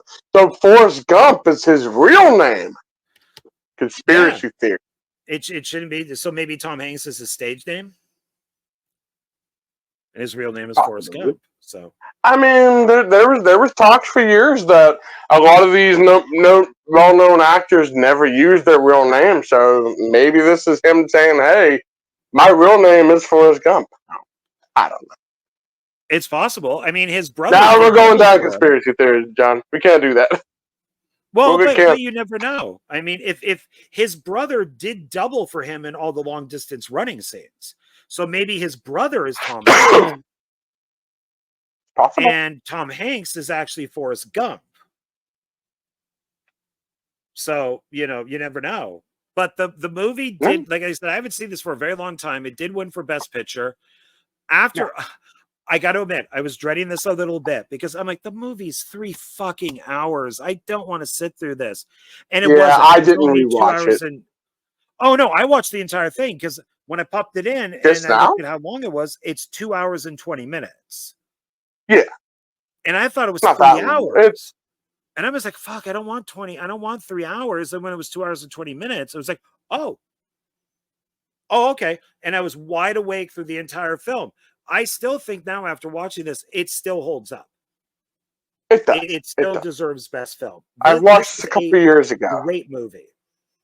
I watched this a couple years ago, and I still enjoyed it from beginning to end. I mean, from when him sit. I mean, I love that the whole film is him sitting at a bus stop, telling all these random strangers his story, and some of these people are just like, I don't think they care for us. I don't think they care.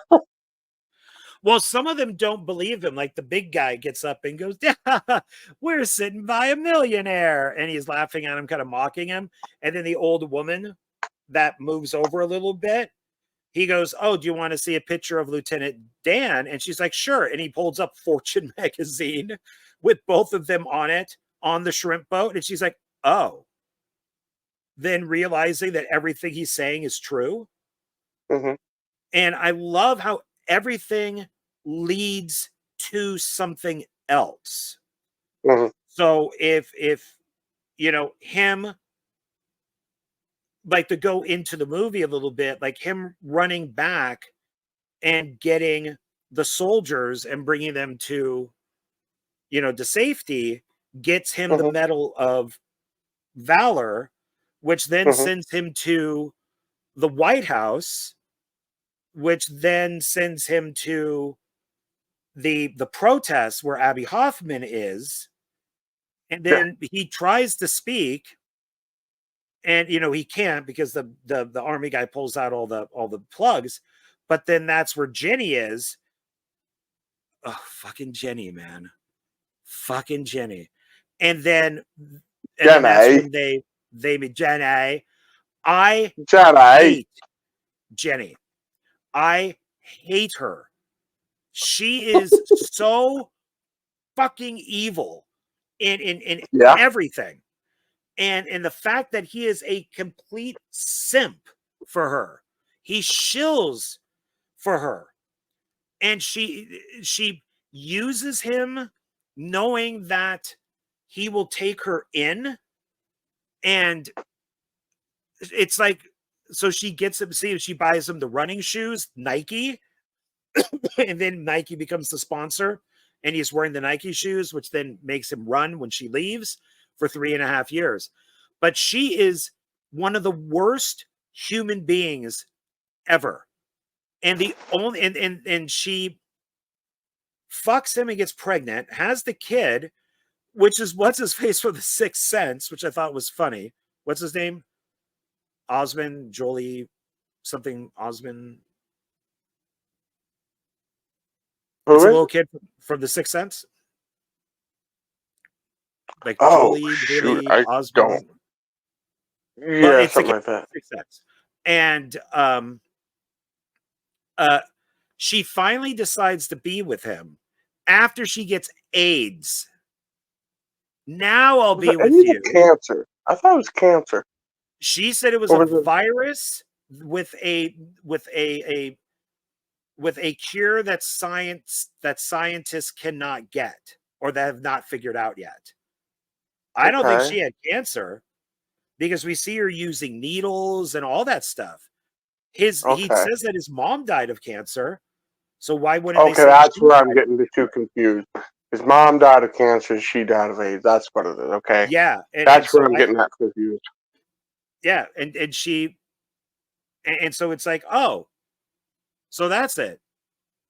He You get this. finally he finally gets the woman of his dreams just for her to die literally like Yeah, and she has to get some a year later non-curable or something like that. disease.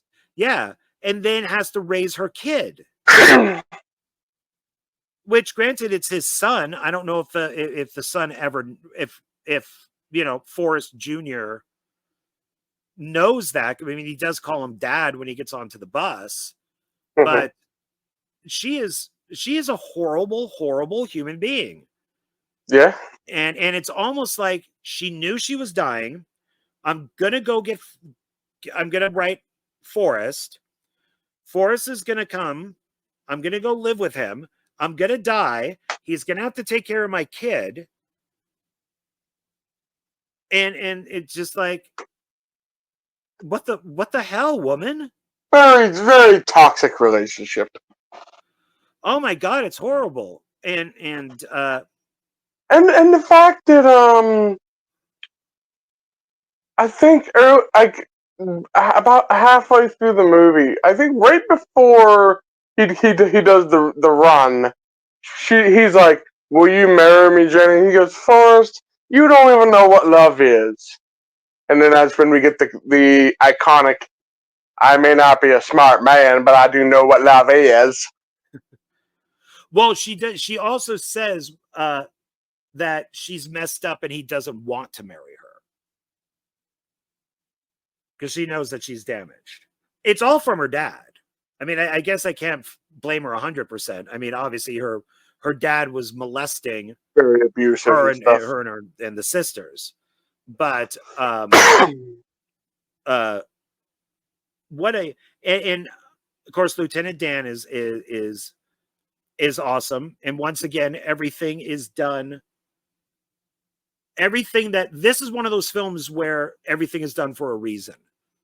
which I don't Yeah. believe. When people And say, "Oh, everything happens for a reason," I don't believe that, but the movie does.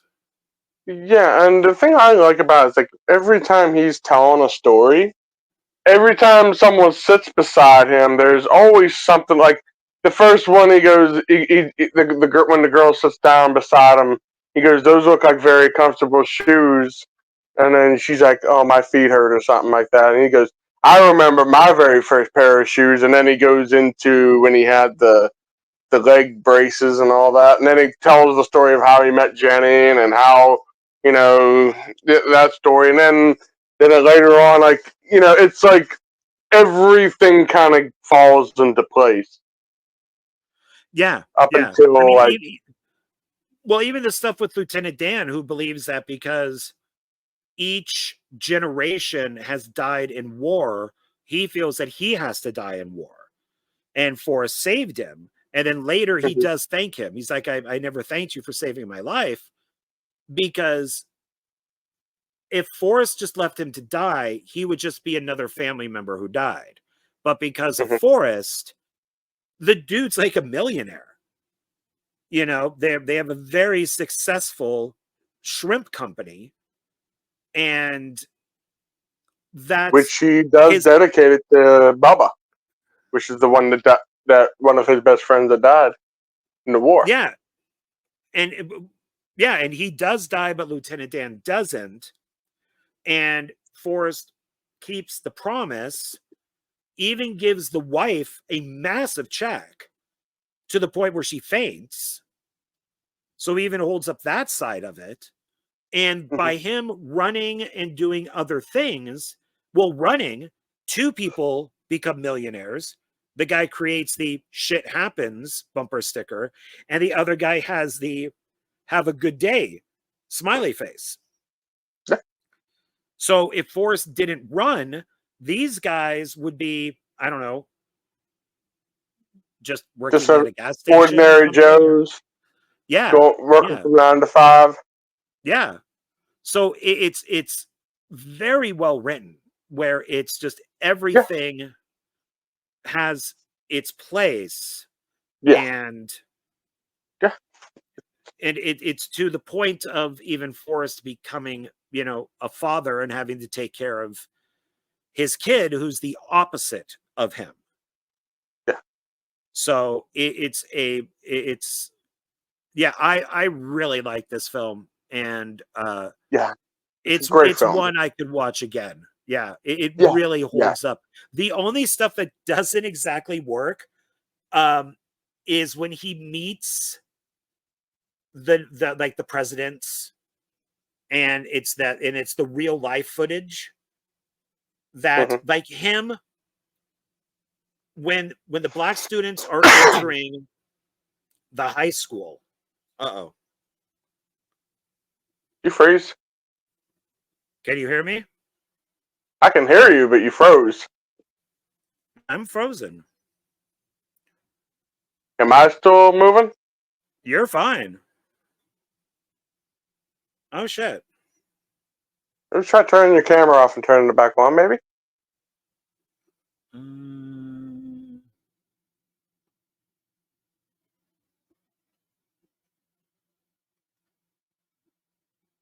We're experiencing some technical difficulties, folks. okay, hold on. What's up, everybody? It's me. Now John's back now. Okay, that's weird. That's There never we go. happened. Okay. We fixed it. This has never happened. Did you just freeze again? No. Oh. Oh man, don't do that to me now. I know. What You if we got me. I if think we you just froze freeze again. again? I see your hand moving there. So like I was saying, is the footage where the black students are going to the high school, Mhm. which were the first black students to go to the all white school. Him peering around people and all of that, because that's the real footage, looks good. But like when he meets Kennedy and stuff, you could kind of see, like back then it looked amazing, but now you could kind of see with the mouse are a little animated, you know, in what they're saying. Woody Allen made a movie called Zelig, where he used that same type of idea, where he's like a mimic. He could become his background. So there's a scene where there's Mussolini and he's giving the speech and he's doing, you know, the whole head thing and he's putting his hands out and Zelig's right behind him, like blending in, and you can kind of see him looking around and walking. And so that was the scene a little dated with this. Otherwise, it worked out. I think it still works, especially for the time period that the movie was made. So yeah, I love the film. The soundtrack is great. You know, Robert Zemeckis is an awesome director. I do not care about his animated movies at all, but I think his regular. I didn't know he did animated movies. Yeah, he did one or two with Tom Hanks. They're like Christmas stuff. The Polar Express was one, and then he did another one. And he did the well, it wasn't fully animated, but he did Pinocchio with Tom Hanks, and it bombed massively. There's a Pinocchio with Tom Hanks? Yeah. Yeah, Tom Hanks plays Geppetto. Yeah. Yeah, it only played for like a week. That's not the Jim Henson one, is it?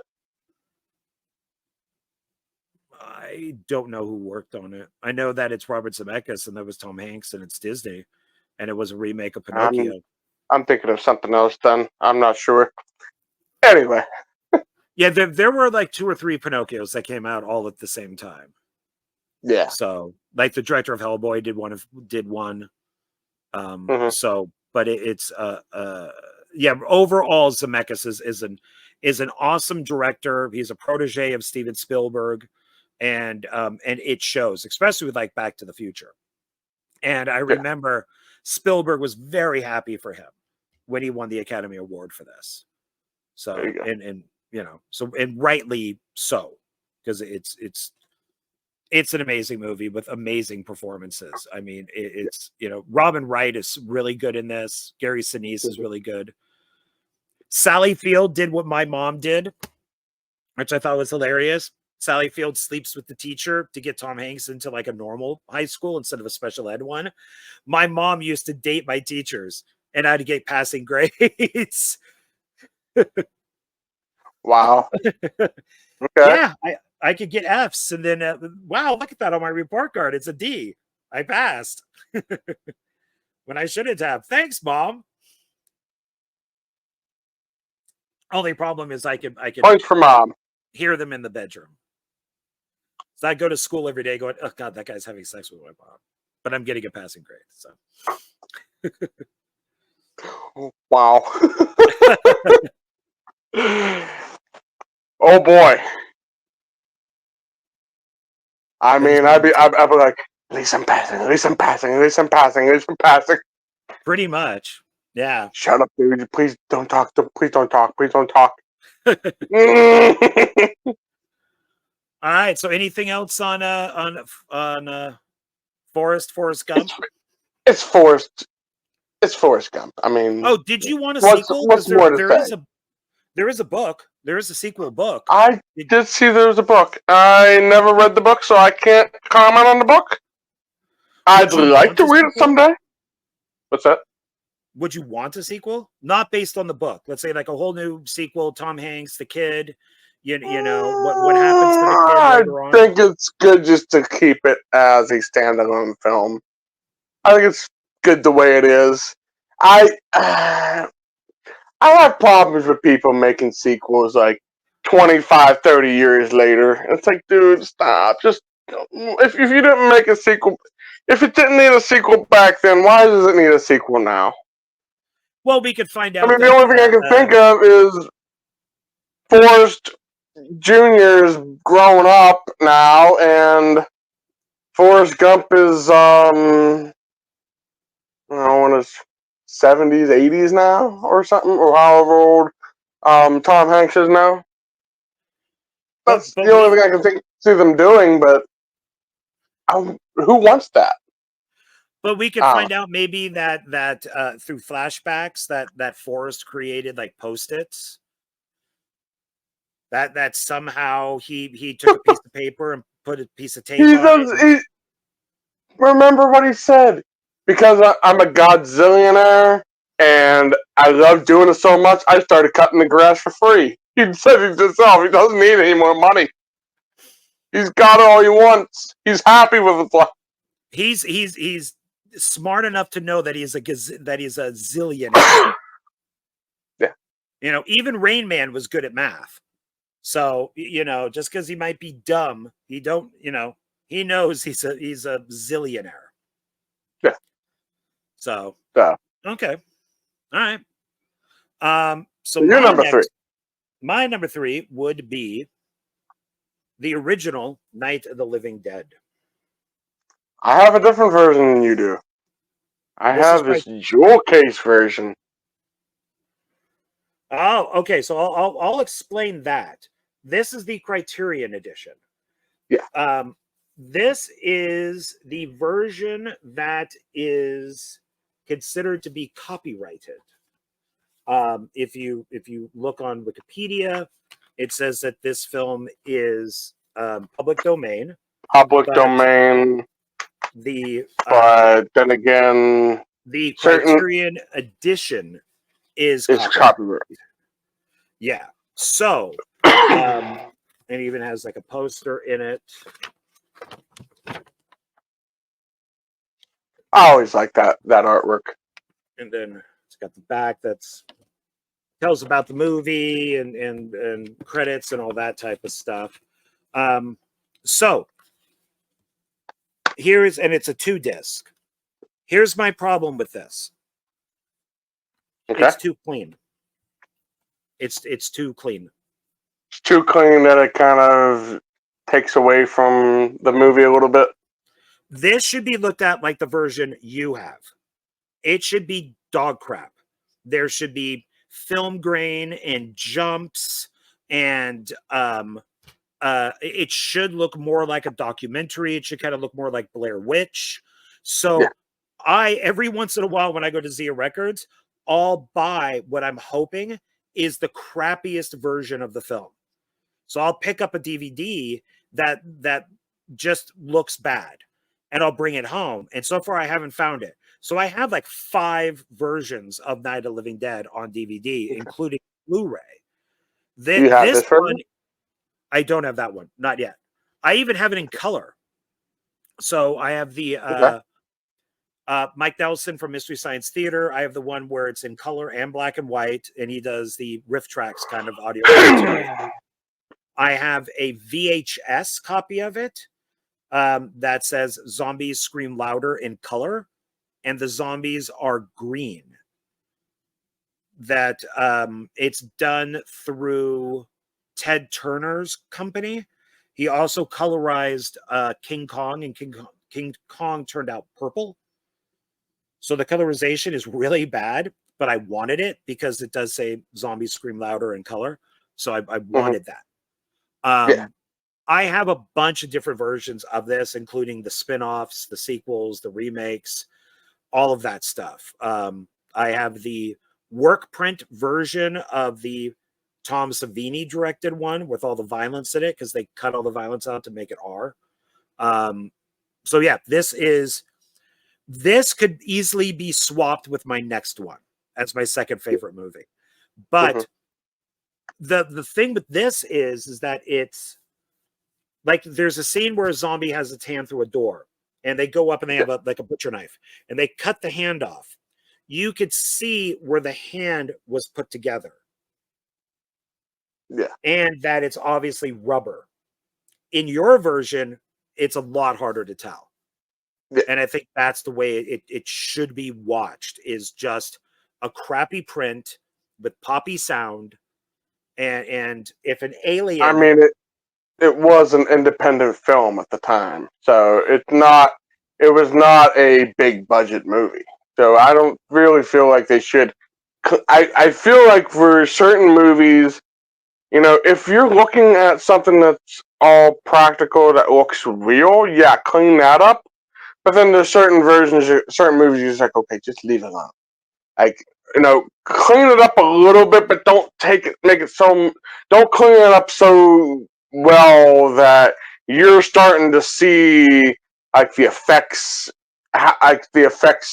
there, you know what I mean? Like, you're starting to see like the strings attached, or the seams of the rubber. You know what I mean?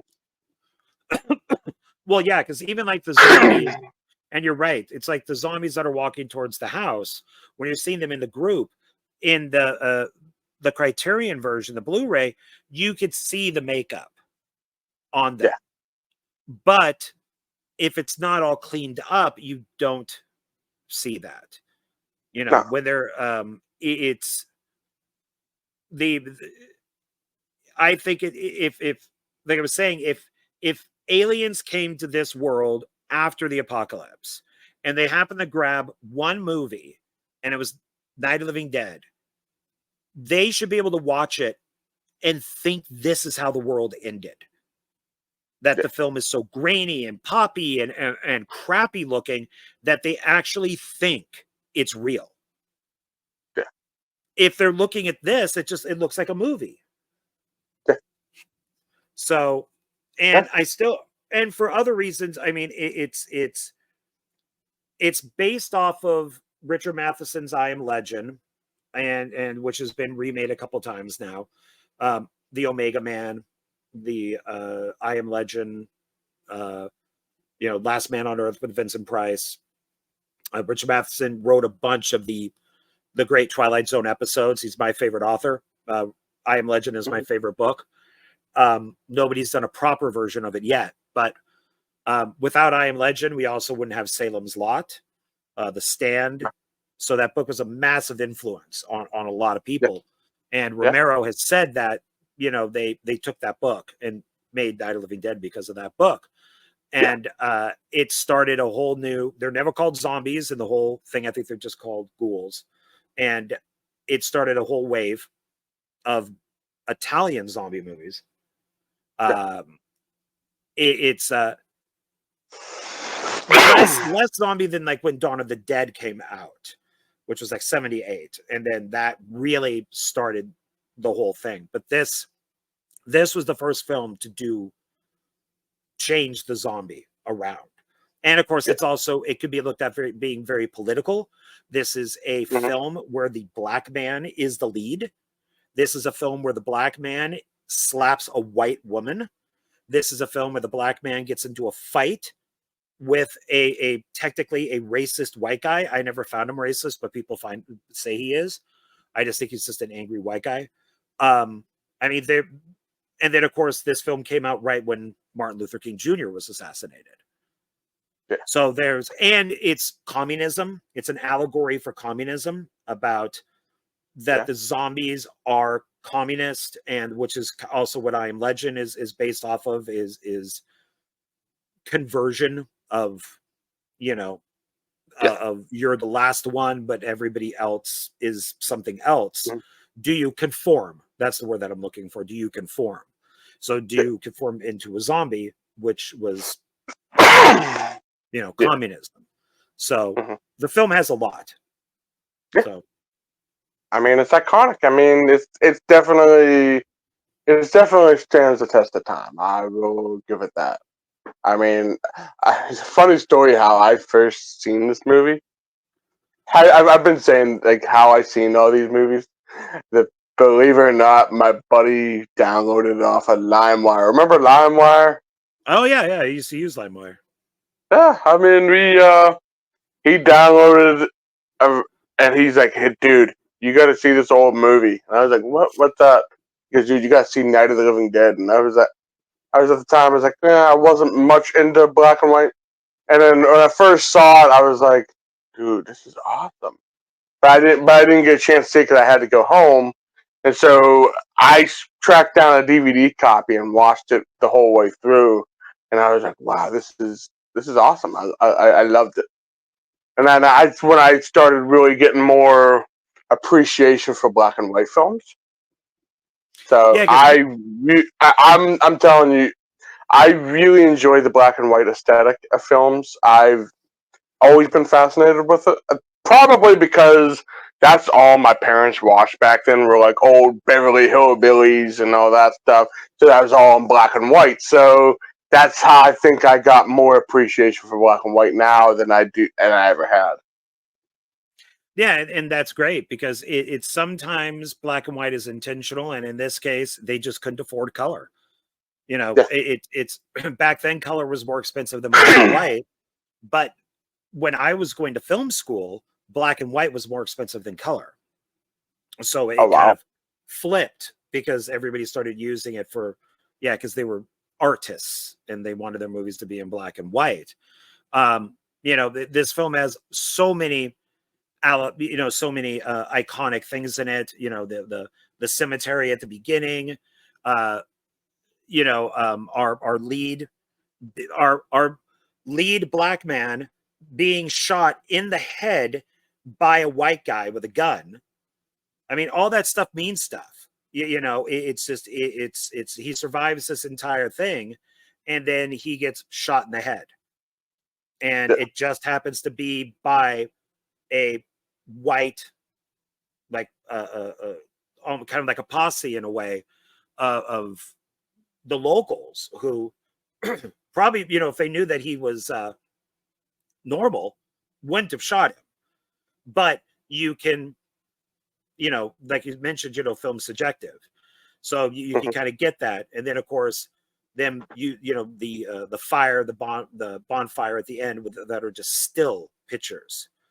And you see him with the hook and they're pulling him with the hook like he's a piece of meat. You know, he's now just like a dead animal, you know, just flesh. And they just throw him on there. And knowing that also that the white kind of racist guy is actually correct, that if they had just gone down to the basement, they would have been fine. And, you know, our lead insists on, you know, staying up, you know, up on top. So up on the first floor.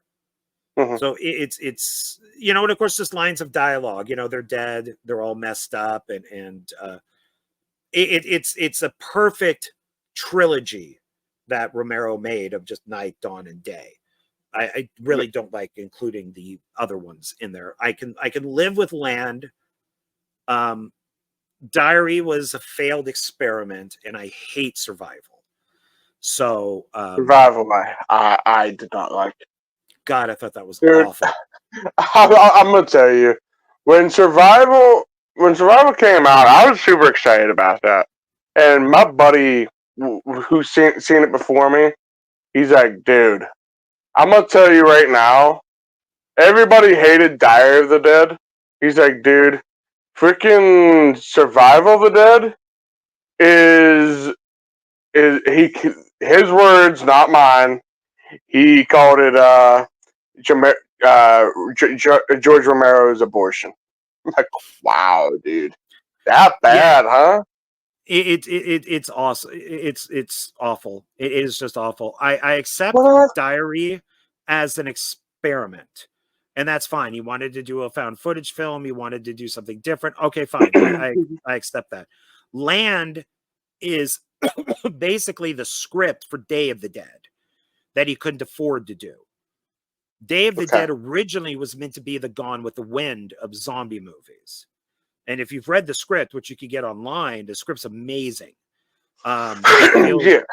more like Zack Schneider's Dawn of the Dead. It feels a little Okay. more like that, um, in scope. But Land is fine, whatever. It is what it is. But those Yeah, I three, enjoyed Land. I mean, just, I had some problems with Land, but Dire of the Dead. I mean, I liked it at the time, but now looking back on it, no, when we rewatched it when we were talking about zombies like 2 years ago, I think. I'm not sure when we did the zombies, but it was like I know how found footage works. It's really not a found footage movie. Like, found footage is not supposed to be music. It's not supposed to be any of this stuff. It's just it's supposed to be someone found a camera in the middle of the freaking woods, and they're showing you what is on that camera. Yes, it's condensed down from the 70 hours that they found. Here's what they found, and it's supposed to be, what happened to them. That's what it's supposed to be. Not supposed to be, I didn't add music. I added some sound effects to it. I added some stuff to it. No. Yeah, that's what the lead actress says. She said to make it like more theatrical or something, or more interesting, she added all that stuff. And it's just like, ugh. I don't care. Ugh. All right, moving on. So right. what next one do you got? My number 2 is Who Framed Roger Rabbit? I do have that DVD copy. Oh, does that DVD copy have the pictures of Roger Rabbit and Jessica Rabbit?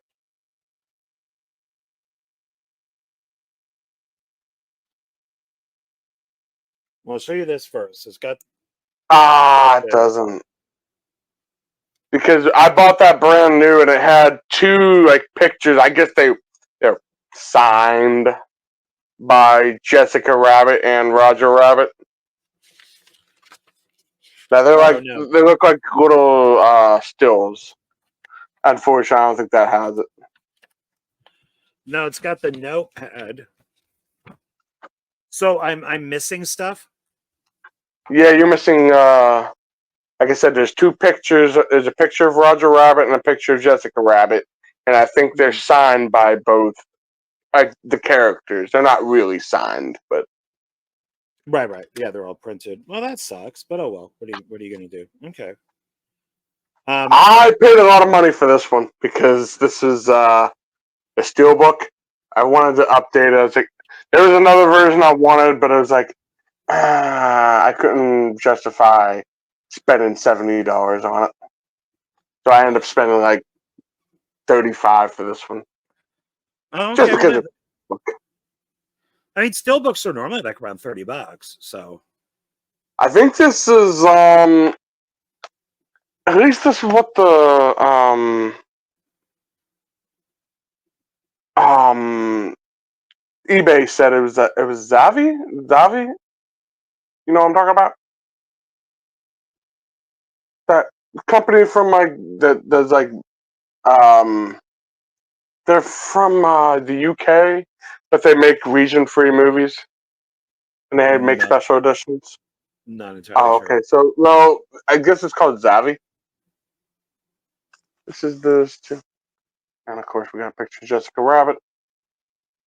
Oh, if there's any artwork on this. Oh boy. What's wrong? Yeah, I can see her. Oh, I see. There's Roger over there. I took the disc out to see if there was any artwork on the back.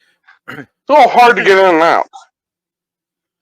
One thing I will say about Roger Rabbit, man, this is not a kids movie. This is not a kids movie. Not at all. No. There are so many sex jokes in this. Jessica Rabbit's boobs are massive. And even when the judge, kills an innocent shoe, we see it. It doesn't cut away. We see him kill this. He's getting tortured, shoe. Man. He's fighting for his life. Yeah, this is not a kids movie. Poor shoe, man. Poor shoe.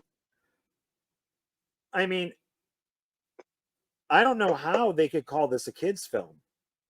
It's PG, but I think it's more PG-13, if anything. Was this? I don't know. This was after Jaws, right? Oh yeah. So, because Jaws was the one that gave us the rated R, or it was PG, but that's what started the rating system because of how gory it was.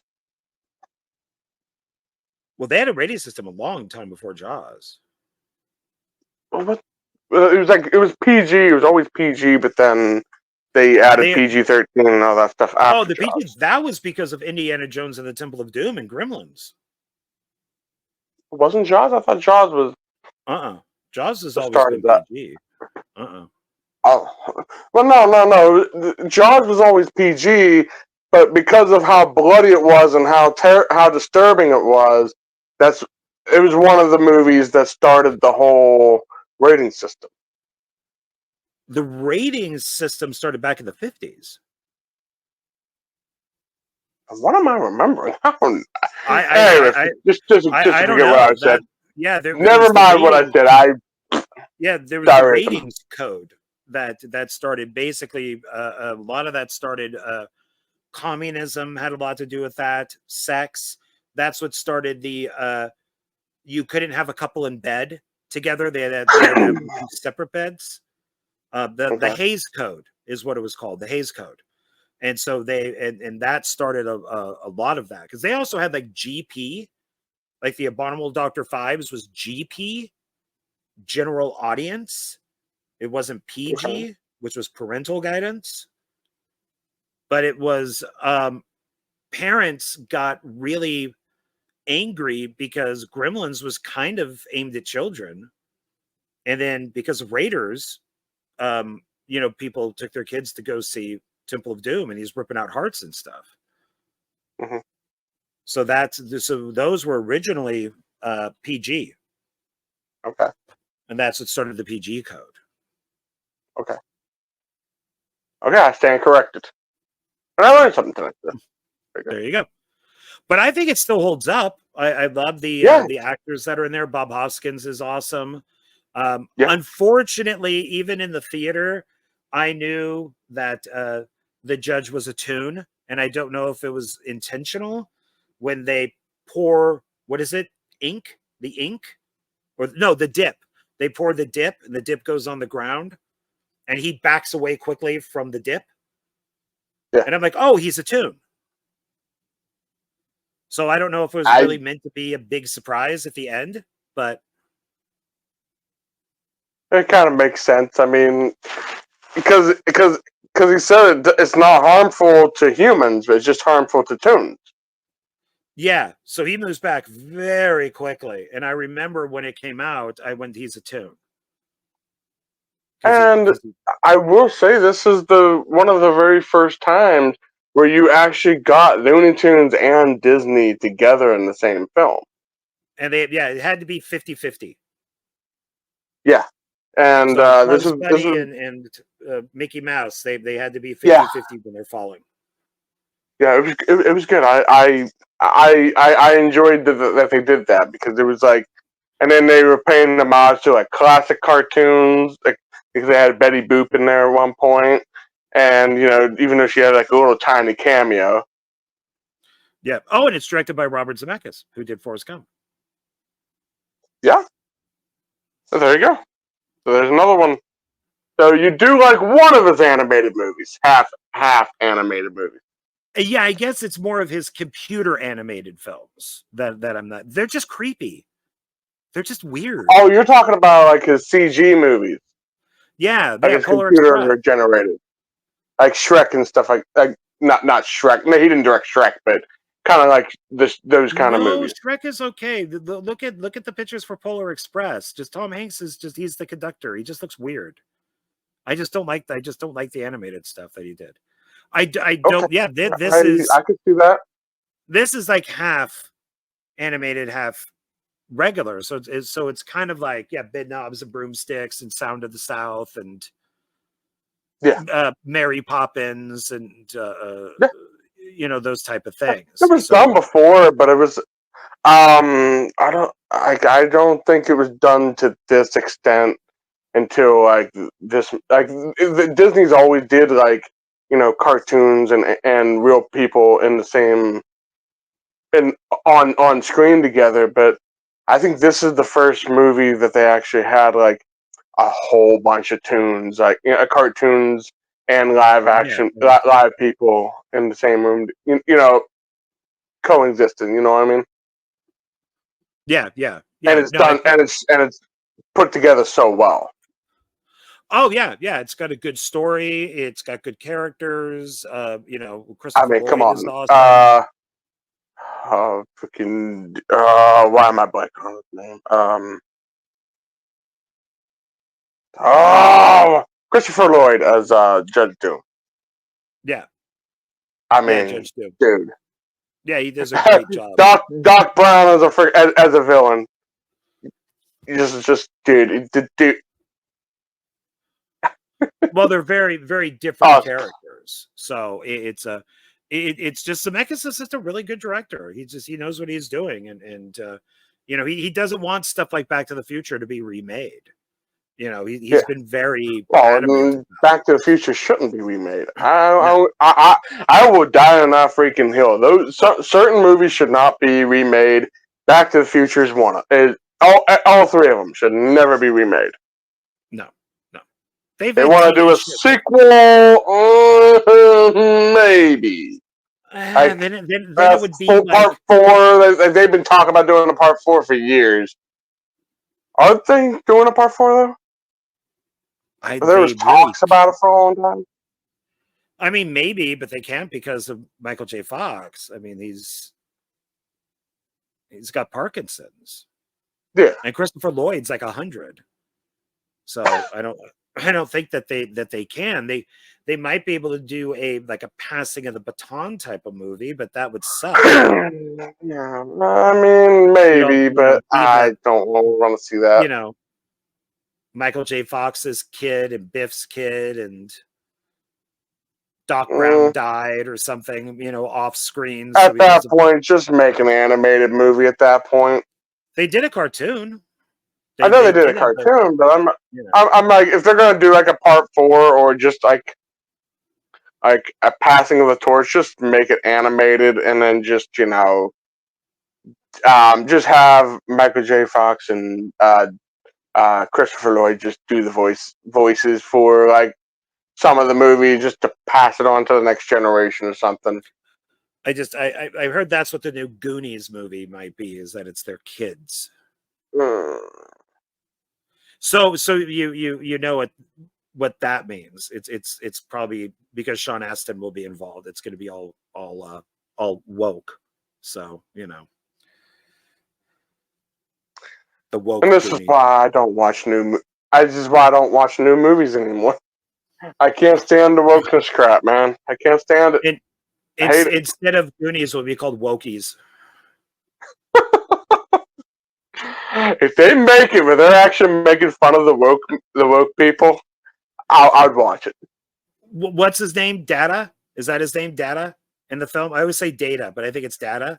His kid would probably be like non-binary. Would probably be like a robot. Yep, I could see it. Yeah. So, but I love Roger Rabbit. I was just absolutely amazed at how this is not a kid's movie. I kept saying that throughout watching this entire thing, like how this is not a kid's movie. No, it's not. It's not. When I first seen it, I thought it was, but then I was like, I quickly like, oh no, this is not. No. Well, I was a teenager at the time, so if I would have been like a kid, yeah, my parents would have never let me watch this movie. But I was like 13, 14 at the time, so I was like, okay, you know, I know about the sex jokes and all that stuff. So I was watching, you know, Austin Powers at that point. You know what I mean? So I was like, yeah, I know the sex jokes. Well, and this is during that time in Disney that stuff was sexual. Like you like the Little Mermaid box cover had a penis on the castle. Yeah, and it was very much a penis. And then they came out with the Roger Rabbit cartoons that played in the theaters, and they brought them out on VHS. And there's ones where like Jessica Rabbit is straddling a log, which is meant to be a penis. It's all that, and in one shot, if you still frame it in the right area, you could see her vagina. Like it's a hairy vagina or something like that. Yeah. That's was what I liked entertaining. at Disney. That's what I thought Disney was funny. And I enjoyed it. I hate Disney now. They could burn to the ground as far as I care. But Dude, back when Disney was good, yeah, yeah. Not now. Ugh. not this But garbage today. and this film is produced by Steven Spielberg too. Because that's Yeah. so we've been talking about Spielberg and stuff. Produced So by Steven Spielberg, right? and sadly, guess who else produced it? Please don't tell me. Don't tell me. No. No. Indiana Don't do it. Jones. We talked about Oh no. Oh no. The evil woman that we will not speak of. the woman that the destroyer of Disney, the destroyer of franchises, is one of the producers on that. Yep. Which means Kathleen Kennedy! She's on Gremlins. She's on Gremlins 2. She's on Goonies. She's on Who Framed Roger Rabbit. Yep. But that's back in the day when she was still, she's listed as a producer, but she's just delivering coffee, Yeah. Well, you have you ever seen have you ever seen Big Bang Theory? Yes. You remember when Sheldon had the beef with Will Wheaton? Yes. Now every time you go, Will Wheaton! Yeah. That's how I am with Kathleen Kennedy. Kathleen Kennedy! You mentioned her name. Don't say it 2 more times. She'll come and attack you. She'll kill you. She'll come through the screen. So that's when I liked Will Wheaton. Now I can't stand Will Wheaton. Oh my God. He's so fucking obnoxious now. He's another wokey. But but he was great on Big Bang Theory. And I liked him on Star Trek. He just became really annoying. Yeah. So I actually have to go grab a couple things I forgot to grab. I'm sorry, John. I know you don't like me leaving. I will be right back. Let's go into your second movie, so you can talk about while I'm, I'm gonna grab a cup of coffee, which is literally right here. So, how long do you think you'll be gone for? About 2 seconds. Oh, okay. That's well, maybe not 2 seconds. You know what I mean. All right, audience. Sorry. We'll be back. Like 2 seconds. We'll be back. I promise. My coffee is delicious. It's like a caramel pecan, I think. So, we'll get right back to this. There we go. Okay. All right. So I got 2 left. He's got 1 left. Donald definitely has a theme to sorry guys and gals, to his movies. So let's recap a little bit here. So we got Who Framed Roger Rabbit,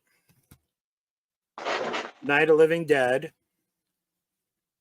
Forrest Gump, Ed Wood, Sideways, and Dragonheart. All right. So we did a recap. So now Donald is back. Okay. All right. So should I go? Yep. Okay. So my next one, my number 2, is speaking of Spielberg. This was my favorite film of all time for a long time. Does that say Jaw 5? No, it's Jaws. Oh, it's got has the interior cover where the teeth kind of move. I don't know if you can see cool. that. I like that. Yeah, like it's eating the title. It's the 4K. Oh, nice. With has the whole booklet. Yeah, mine's got the it's got the movie, and then it's got like a big booklet. Yours might be the same thing. I'm not sure. This film, minus a couple things, would be my favorite film of all time. It would get like, oh, there's the bonus disc. Oh no, that's it. So it's got Jaws Blu-ray and DVD booklet. She just died recently. Okay. And it's got the Wow. great documentary, The Making of Jaws, the 2-hour documentary featuring interviews with key cast and crew. There's another good documentary that you can watch on YouTube called The Shark is Still Working. And that one's really good. This is the 100th anniversary Oh, my collector's fucking series case is of broke. Universal. What happened? Dude. My Why did case it is break? broke. What happened? I have no idea. I just noticed it now. Let's see Oh. it. I don't know how well you can see it. See right there? Oh man, can you easily replace it? That's only the case. I'm not too worried about it. And it goes in a box, so I'm not Okay, too beat up that about that. stinkies. That kind of stinks. So, And plus, this if I have to, I can always get uh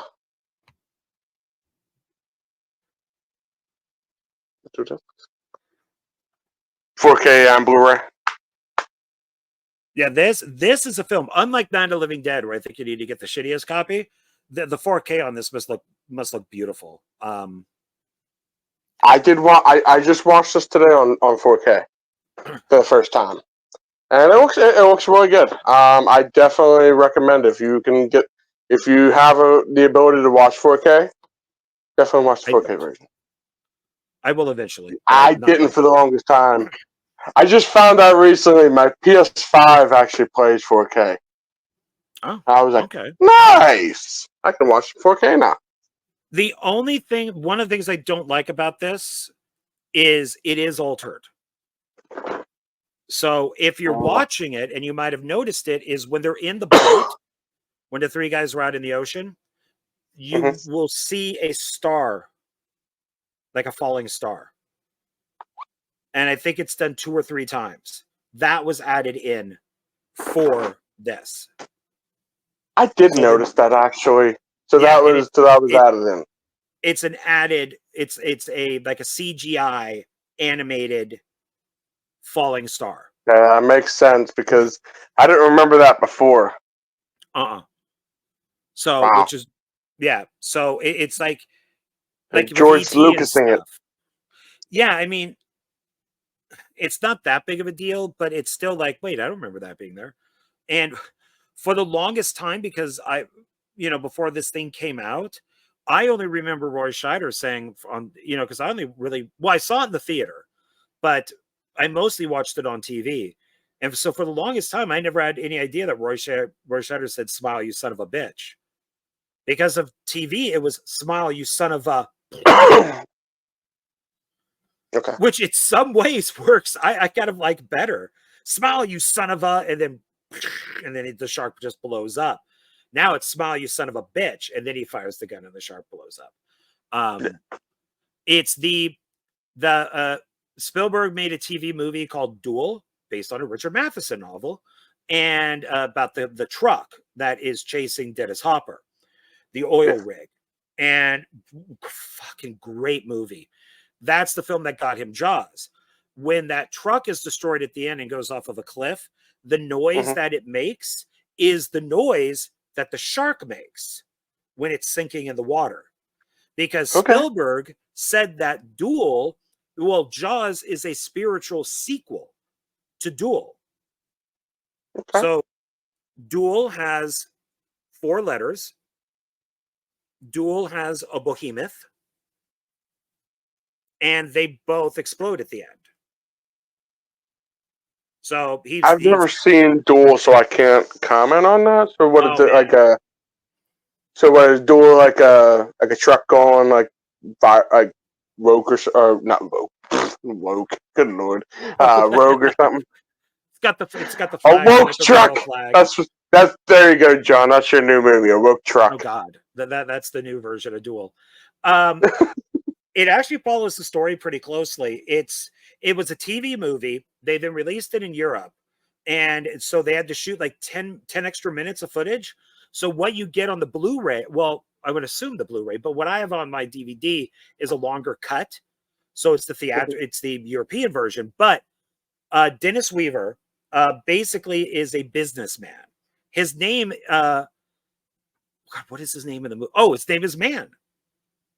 His name is Man because he's an everyday man. And he gets in a car and he's going to a business meeting, and there's an old, rusted, beat up, like gasoline truck in front of him. And it is just a disaster. And he wants to pass it. And the guy waves for him to go by, and he passes the truck. And from that moment on, the guy driving the truck terrorizes him and tries to kill him, tries to push him in front of trains, tries to do everything. You never see who the driver is. Never. Wow. Okay. You never know who it is. You only see these boots that pop out of the truck that are on the other side of the frame. It is a great film. My grandmother said that she never trusted trucks after that. After seeing this movie, she never passed a truck. She didn't trust trucks. She just stayed behind them because she didn't want this to happen to her. It is a great movie. And it did huge on television. And so that's how Spielberg got Jaws. And there you go. Yeah. So the shark's name is Bruce, named after Spielberg's lawyer. Shark in Jaws 2 is named Bruce 2. The idea with Jaws 2 is that it's the female shark. So Jaws is a male, Jaws 2 is female. When the shark gets electrocuted at the end of Jaws 2, the baby pops out, and that's what goes to Jaws 3. Or I guess maybe you could say Jaws 4, because 3 doesn't really count, I guess, in the series that much. Yeah. The shark was made by the same guy who made the octopus for 20,000 Leagues Under the Sea, because they were filming in, of course, salt water. They kept eating all the electronics and the metal and all that type of stuff, which is why the shark wouldn't work. Otherwise, you would have had Deep Blue Sea. You would have seen the shark all the time. All the time. Okay. And now if you go onto YouTube, you can see people putting together where the little kid gets killed on the raft. They've put together footage of like missing footage to complete that scene because Spielberg thought it was horrifying. So he just made it the point of view, and then the kid kind of tumbles and goes under. But he thought it was terrifying. And the reason why I say it's not a perfect movie is because of that. But that works. There's another scene where where Brody's son is in the pond, and you see the shark go past the kid, but the point of view of the shark is above the water. That's from a different scene. And there's footage of the guy that's in the rowboat that tips over and the shark, Jaws or Bruce, eats his leg, that he grabs the guy in that boat, and the guy grabs Sean, the son, and they're going in the water together. And all that stuff was cut because Spielberg thought it was too terrifying. So there's these scenes that don't edit perfectly. The woman who edited, the woman who edited the movie, because people do like to point out that women have no place in Hollywood, who won the Academy Award. Also, you mean the woman who also edited Star Wars, George Lucas's wife. So, fuck off to all these people who think that Hollywood does not have women that win Academy Awards or anything. They do. And because of Jaws, she's the reason why Jaws is the way it is. Star Wars is the way it is because of Lucas's wife. But I absolutely love Jaws. So I'm going on and on. What are your thoughts? I mean, I just based on what you said, I would have loved to have seen like a director's cut of this, like, with those added scenes, like the ones that he said were too terrifying. I mean, like, I would have loved to see something. I would love to see that. Unfortunately, I don't think that exists. I mean, I'm sure the footage exists. Yeah, there's deleted scenes and outtakes, so you probably have them too. But there's a lot of this stuff is also on YouTube, where you could see it. So Or maybe that's we where can I maybe first saw it. track down like a work print cut of someone that did an edit of it where they took like all the missing scenes and they added them back in or something. I don't know. Maybe there could be a version of that. But I mean, it's Jaws. Jaws is a classic. Like I said, I just watched it again. It's still as good as I remembered it. It's still like, I mean, I was watching it. Like I said, I was just watching it like earlier today, like right before we came on here. I finished up about 2 hours before we started recording, and it was again still good. I can't say anything more than that. It's Jaws. It's a classic for a reason. Well, and this is another one of those, movies where the mistakes, work to its advantage. I mean, not seeing the shark is one of the best things in the movie. So if the shark worked, the movie might have done well, but I don't think it would have done as well. I mean, that's what made people terrified of the water, is that you can't see what's below you. The Yeah. the stuff with Richard Dreyfuss, where the shark hits into the cage and he gets out of the cage and hides down at the bottom. Originally, the shark, in the script and in the book, rips into the cage and grabs him like this and pulls him out. And the shark goes up into the water in the book, straight up, and it's holding Dreyfuss, or the Hooper character. And Brody, the book is very different. Brody's like 300 pounds. His wife is cheating on him with Hooper. And Brody Mm-hmm. goes to shoot the shark, but keeps shooting Hooper and doesn't know if he's shooting Hooper on purpose because he knows that he's having an affair with his wife. Yeah. The book is very, very different. Yeah. And I'm glad that it is, because the book is not great.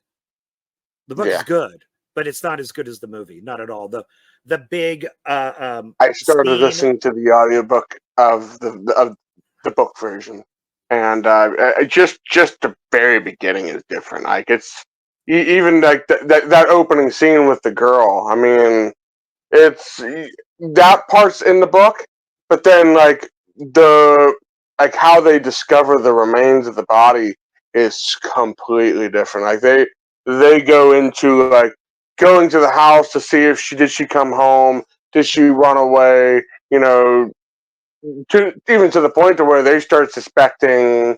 They don't go straight to shark attack in the book. They're like, oh, maybe she was murdered. Maybe they killed her and dumped her body in the water. They don't go straight to shark attack like they do in the movie. Yeah, the book is interesting, and do you want me to tell you the ending of the book? Go for it. I don't care. So the ending of the book ends like the book for Carrie. So so Quint, who's Captain Ahab, takes the harpoon, throws it at the shark. It hits the shark. The rope wraps around his leg, and the shark goes underwater and drags Quint underwater, drowning him. And the shark comes back up. The boat's the orca's all broken up. Brody's in the water. Hooper's dead. Quint's dead. And Brody's just in the water waiting to be next. And the shark is speeding at him. And basically, like right there, stops and just sinks. It literally runs out of life. It just runs out of speed and just starts sinking. And he looks into the water and he could see Quint kind of waving as he's being pulled down with the shark. And the book for Carrie is the same way, is that she wipes out the entire town. And as she's walking through a field, she just stops, collapses, and dies because she has nothing left. And so the endings to the two books are very similar. There's stuff like Quint in the movie says that maybe he should go alone. But in the book, Quint's like, oh, fuck no, you're coming with me. I ain't doing this by Yeah. myself. Yeah. So it's very different. So Okay. Hey, I mean, it saved me about 8 hours of audiobook. I mean, the books are interesting because with Jaws 2, because of what happens in Jaws, that the Amityville is a ghost town. Like they don't have the summer seasons anymore. They don't have, because of what happened, they are known as like Shark City. And the Amity. town, yeah, and the town is now completely like bankrupt. And then Richard Matheson wrote the script for Jaws 3. Yeah. And then with Jaws the Revenge, a lot of this stuff was cut. This was filmed, some of it wasn't, but it's in the book.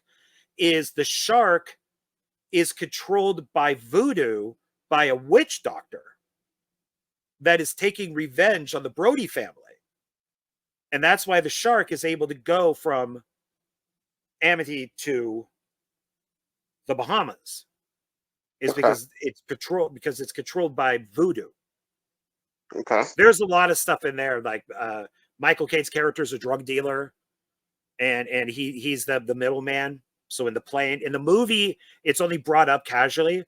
One of them says, "Oh, what do you do for a living?" And he goes, "Oh, I deliver laundry," which means he delivers drugs or drug money.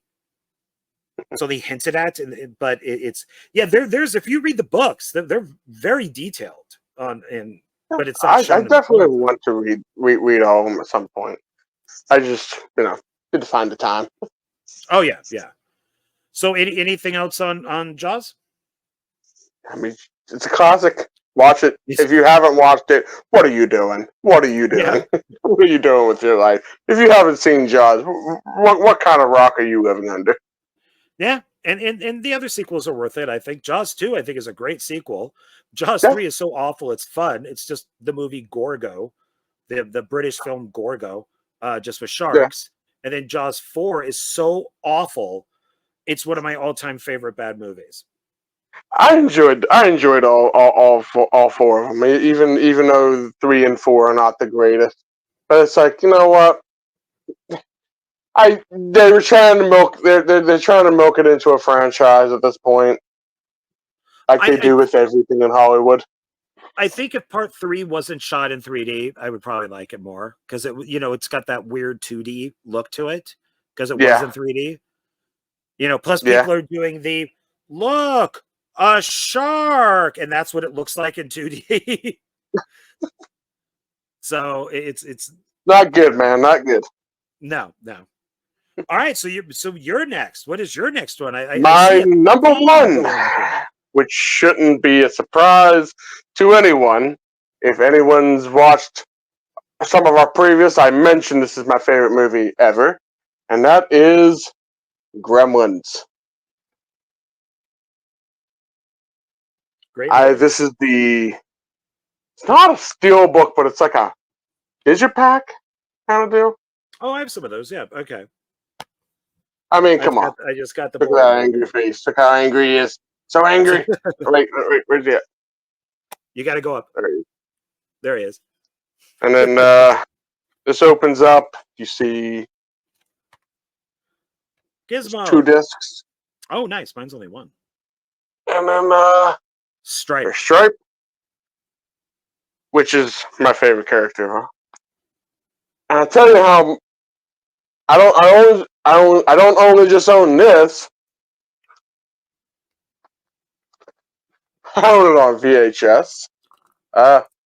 Oh, on VHS? On VHS? Oh, I couldn't see that. Okay, I couldn't see that way. Show like the side and the top and stuff because it looks. Oh, sweet. Okay. That's upside down, nice. of course.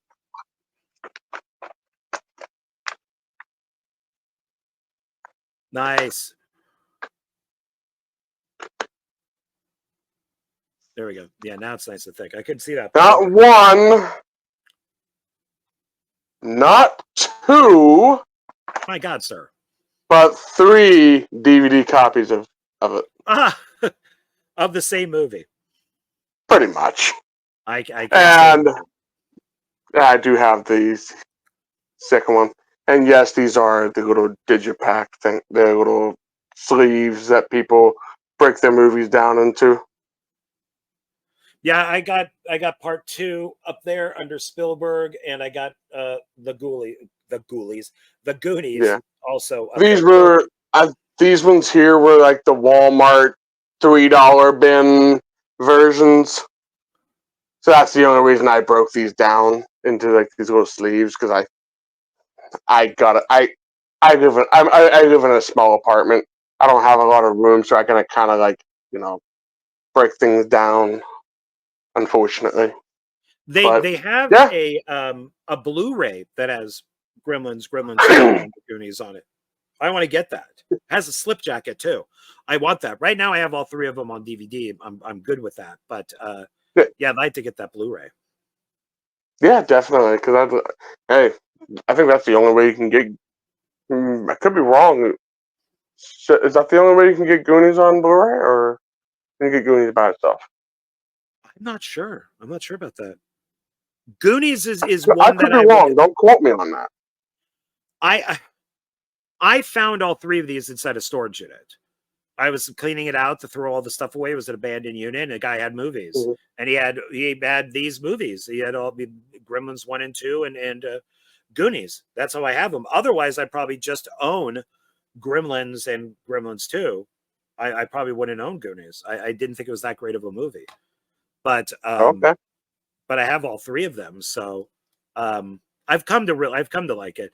I even when I used to work at the cinema, that red cinema that I worked at, the one that's owned by Coppola and Spielberg. I'm sorry, Coppola and Mhm. Lucas.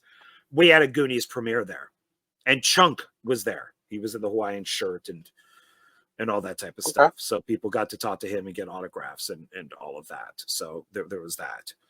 Um, Okay. Cool but deal. this is going to be just like Roger Rabbit. This is not a kids movie. This is not No. a kids movie. This is not a kids movie. No, it there's is not. No, it is not. Even though my aunt bought this movie for me because she thought it was a kids movie. it is so violent and it's racist and it's directed by Joe Dante, who also did The Howling and Piranha, Inner Space, Small Soldiers. So he's a used to work for Roger Corman, so he's a Spielberg guy too and a Corman guy. But uh,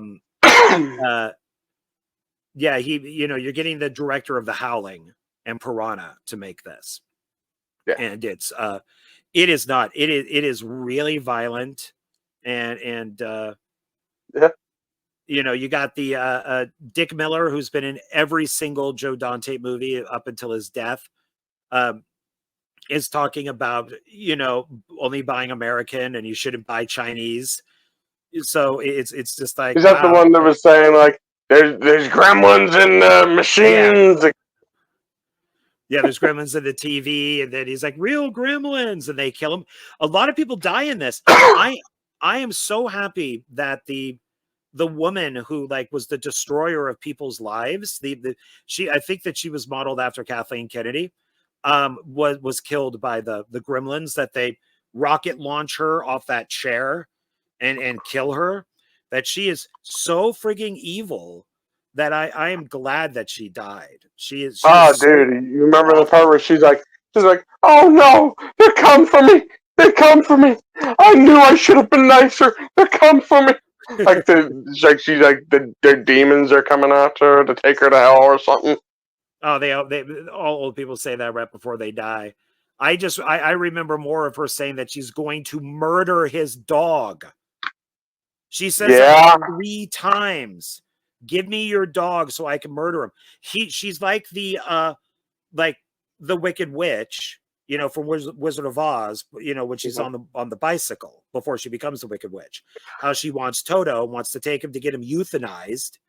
And now this woman is the same thing. She bullies everybody out of the way and threatens to kill the dog. And I don't blame the Oh, what is dog her name? for Mrs. Keeble or something like that. Mrs. Keeble something or like something. that.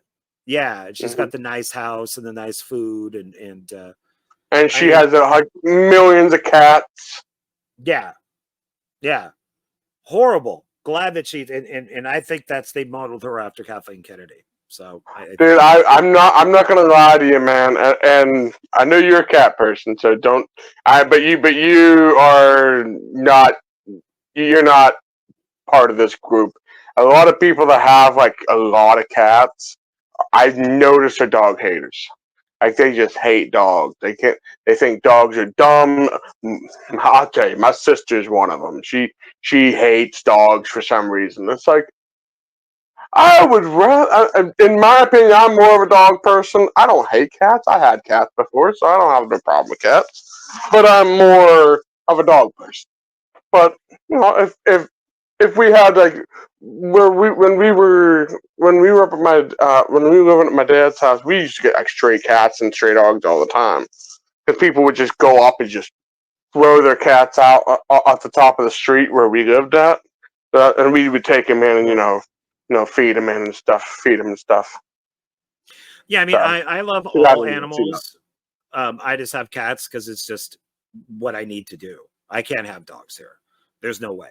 Yeah, So if I wanted to take a 2-day trip to LA, I can. You just yeah, fill up their cat box, fill up yeah. food, give Dogs them are some more water, and they're good. cats are fend for themselves more. Yeah. So it's a lot Because easier. dogs are But more like, I need to go for walks. I need to be taken they out to need go to the walkies. bathroom. I need to be Yeah. fed and watered every day. Yeah. I Don't need need to do attention. things. Yeah. It's just easier. And what I also love about this, my God, Phoebe Cates is gorgeous. Phoebe Cates is just one of the most beautiful women ever. And I looked up, like, when did she do Fast Times at Ridgemont High with her famous scene? And it was a few years before this. So it was, and then she did a movie called Paradise, which I thought came out after Fast Times, but she was nude in that. You see her boobs and her butt, and then in Fast Times you see her boobs. But my God, she's amazing looking. She is absolutely amazing looking. And it's and then she ended up marrying Kevin Kline a few years later. She did that film I Love You to Death, and she's been married to him ever since. And her and Jennifer Jason Leigh have been best friends since Fast Times. So it's God, but she is just so gorgeous in this. Just absolutely. What I was thinking, and no offense to conservatives, but I was thinking with their relationship with the lead and with her, I'm like, my God, this is a very conservative town. I bet they're not even going to have sex until they get married. I'm just like thinking there is no way they're going to have freaky liberal sex, and but with the way that they're around each other and the way that he's like not even trying, really. He does ask her out on a date later, but it seems like they were working together for a while. But I was just kind of looking at them, especially within, I know it's winter, but she might as well just be wearing armor or like an astronaut suit. Like she's not wearing anything sexy at all. She's just beautiful. And but I'm going like, this has got to be, especially with like Dick Miller talking about the Chinese and buying American, and it's like, this has got to be a conservative town that they're in. There's no way, Probably. Yeah. I mean, you think about it. Most small towns are conservative. There's mostly the big cities are conservative. I mean, not trying to get political here, but if you look at the map, when you look at the map when you're looking at like counties, all the small counties you see are mostly red, but it's like the cities, like in my case, it would be Philadelphia is mainly blue, Pittsburgh is blue, Erie is blue. That's like where the majority of people are. Okay. So that's more Well, of the blue area. But the rest of Pennsylvania is red. Now, I'm not saying there's well, not liberals in those areas, because there certainly is. But it's more, but it's like, if you were basing it on just the map, um, with now I'm not talking about the people here, but the color. It's like the whole United States is about 85% of the color is is red, but then the spots of blue.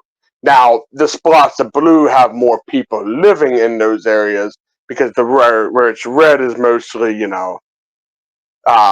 small little village towns and stuff. So that kind of makes sense because it is a small town. Sure.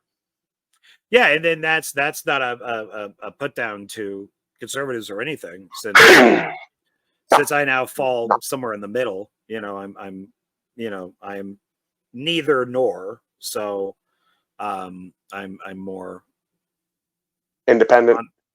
yeah, yeah. It might surprise you of who I might be voting for in November. So it's possible. Yeah, it's possible. If things keep going the way that they are, it's very possible. So I know. I can't take it. I can't handle some shit anymore. I just can't. I can't. You're voting for Kennedy. Oh God, no! I would never vote for Kennedy. Never. I'm just joking. How can Never. Fuck, who knows these days? Good death scenes with gremlins. Yeah. I mean, the gremlins are hilarious, man. They are pretty awesome. Did you ever own one of the big gremlins that you could just buy? I wish, man. I wish, dude. I was just watching a YouTube video where there's guys that they do. I watch these guys where they do like a bunch of like video game hunting and stuff, and they go out to the flea market. Man, I wish we had flea markets out here. We don't have hardly anything like that. And they found like a big life size gremlin. I was like, dude. $250. I would have happily threw that down at one of those. I would have happily handed I would have been like the Fry from Futurama. Shut up and take my money. Yeah. Anything more on Gremlins? I mean, if you haven't seen Gremlins, what are you? Again, just like Jaws, what are you doing? It's one of the greatest movies. Now, I have a question. Do you like the second one or no? Oh, very much. Yeah. I'm not the biggest fan of the second one. I'll have to give it another chance because I think because I had so much nostalgia. I'm looking at the first one with so much nostalgia. When I finally seen the second one for the first time, it was kind of like, the first one overshadowed the second one. So I'm gonna have to give the second one another chance because you should. I like the second one than the first. You like the second one better? Yeah. I like John Glover being in it. I like that Christopher Lee is in it. I like that it's all like in the building and the TV station. I was friends for a very long time until Facebook hacked me or whatever it was. And a friend of mine named Mark Satrakian is one of the guys that built the Intelligent Gremlin. I don't know if he still does, but he worked for Rick Baker for decades.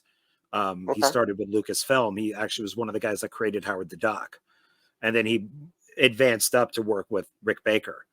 So he was, one of those guys that worked on the Intelligent Gremlin. So there's, and of course, Phoebe Cates is in it. So yeah, I actually like it better than the first one. I like the big spider gremlin because that actual thing is at Tom Devlin's Monster Museum. Okay. So you can go see it. It's in a room by itself and it's kind of blocked off because it's the original like spider gremlin. So okay, oh dear.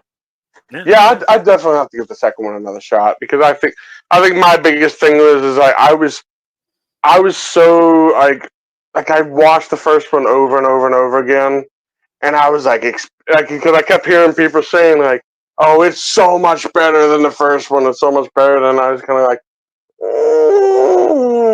I don't know. I'll have to give it another couple more chances. I think if I watch it a couple more times, it might grow on me a little bit more. Yeah, it might. So it's I mean, I can watch both. I think that they'd be fun to watch back to back. But I think Yeah. if somebody said, "Hey, I only want to watch one," which one do you want to watch? And I'd say two.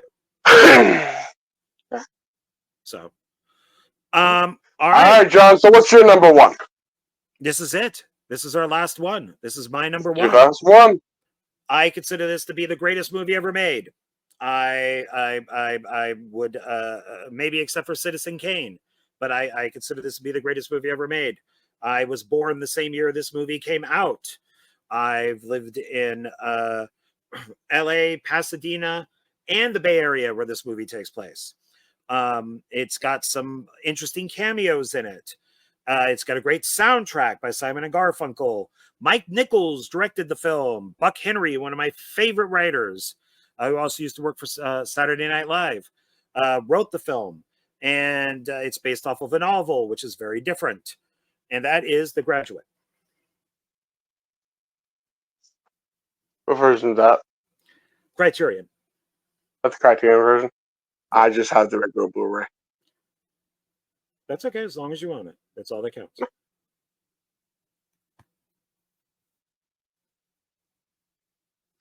So this is Anne Bancroft, Dustin Hoffman in his first role.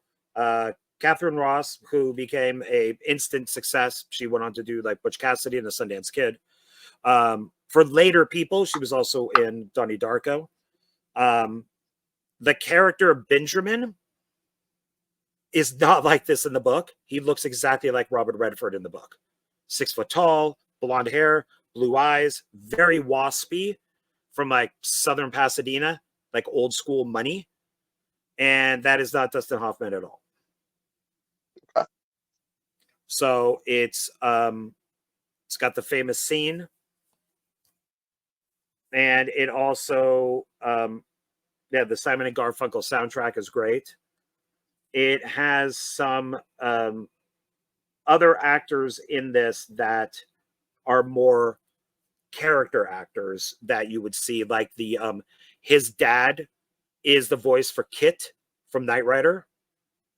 You also have Mr. Roper from Three's Company, plays the landlord that kicks him out when he goes to Berkeley. That is also, speaking of, that is Richard Dreyfuss's first role. He pokes his head in, and after the scream that Catherine Ross does, and he goes, "Should I call the cops? Should I get the cops?" And then pops his head back out. That was his very first role.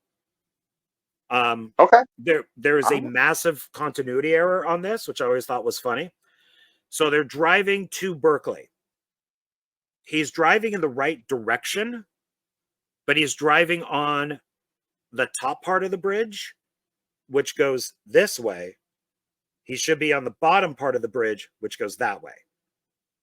So to make the movie, because they shot it from a helicopter and you can't see the car underneath, they basically, for the second, the top was completely blocked off.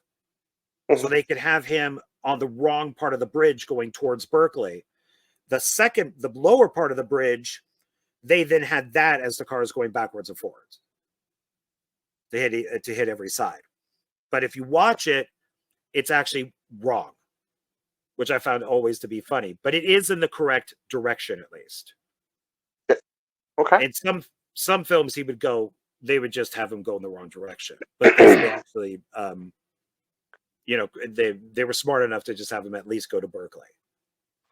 I mean, a lot of us don't really know the area. I mean, you know the area that well, so you would know he's going in the wrong direction. But people like us would be like, "Oh, he's just going to where he needs to go." Well, it's like I lived in a canyon in Marin County in Larkspur called Madrone Canyon. It's where my film company comes from, Dark Park Films. The Dark Park was a park in the canyon that was covered with trees. No sunlight ever got in. The kids nicknamed it the Dark Park. But if you watch the movie Mother by Albert Brooks, that has Debbie Reynolds in it, he's leaving her house, which is in Tiburon, which is miles away, but he's leaving through Madrone Canyon's entrance And when you enter, it just goes straight up, and then you have to circle around, and then you have to go down. There's no exit. But in that canyon, Janis Joplin lived, Huey Lewis lived, Steve Perry of Journey lived there. I used to get rides with his girlfriend all the time, Sherry from the Oh Sherry video. Sammy Hagar would party up there. My mom found his guitar broken in half right next to Steve Perry's house. It's a famous canyon, and we lived one street from the top. But yeah, I mean, if you didn't know that area, you wouldn't know that them leaving was in a completely different area. It's funny to me just because I lived there, so I always appreciated it. I loved it. But to get back to this, yeah, it's based off of a novel. They did a really bad kind of sequel to it called Rumor Has It with Jennifer Aniston, who plays Kevin Costner plays the character that the book is based on. That the book The Graduate is based on. She, I forget exactly, is somehow related to somebody that has something to do with the book. It's an awful film. It is awful.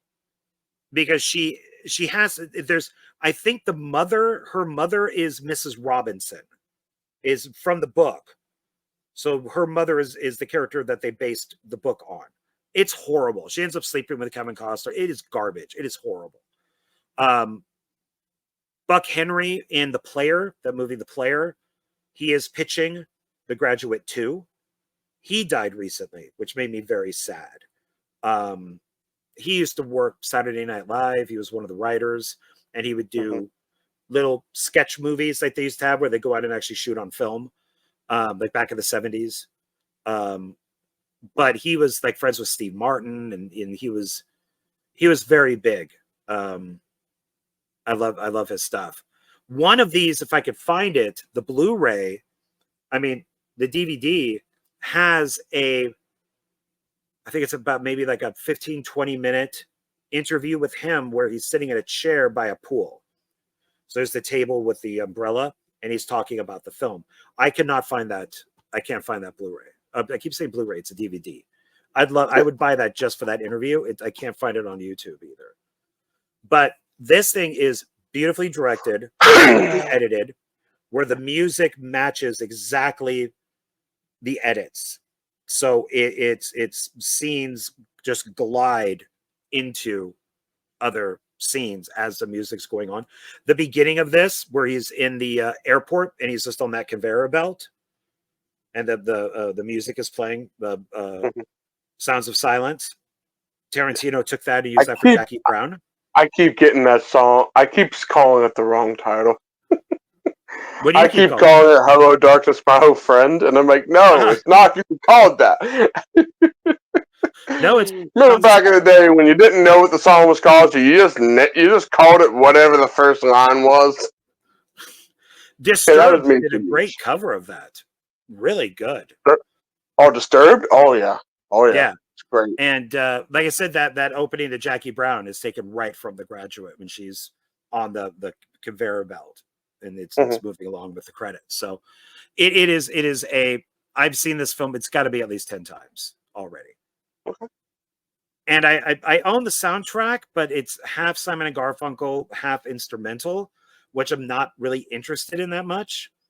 But it's so I just own Simon and Garfunkel's greatest hits. Well, I own all their albums, but I listen to the greatest hits because all the songs for the movie are on the greatest hits. Did they? I could be wrong, but did Simon and Garfunkel sing the song "Mrs. Robinson"? Yes, that is it was written for the movie, and then they wanted a single release. The studio wanted a single release, so they added to it. So instead, it was just supposed to be little pieces here and there throughout the movie, and then they made it into a song that became a hit. Okay, I didn't know that. I thought Mrs. Robinson was the Beatles song, and I was like, well, maybe it wasn't. Maybe it's a Simon and Garfunkel song. I thought it was always a Beatles song. No, I stand corrected now. Yeah, they it's actually my least favorite Simon and Garfunkel song, but Hmm. they have a song called Hazy Shade of Winter that the Bengals did a better version of in Less Than Zero. That film with Robert Downey Jr. and all them. And I will tell you that throughout this movie, the song "Mrs. Robinson" did kind of get a little annoying, just a little bit. But the sound of silence. Every time I was like, that's one of my favorite Simon and Garfunkel songs. Oh, if my favorite one, and I've told this to people, if you want to know what an angel sounds like, you will listen to Bridge Over Troubled Water. Because because it's Paul Simon is known as, the lead singer, the songwriter, and all that. And Art Garfunkel gets a ton of shit. It's like Hall and Oates. Oates always gets a ton of crap. And but Art Garfunkel was a major factor in Simon and Garfunkel. You would not have Simon and Garfunkel without Art Garfunkel. No. Paul Simon at that time would not be the same thing. And because Paul Simon really doesn't have a great voice. Art Garfunkel sings Bridge Over Troubled Water, and you will literally tear up while listening to it. It is so good. And Paul Simon only sings on a bridge because the song was too short.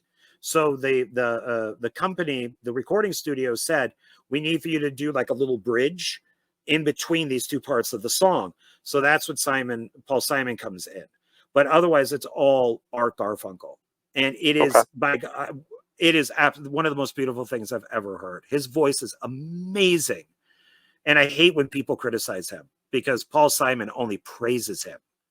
So, because he's got the voice, I mean, I think the two work good together. I mean, like you can't have one without the other.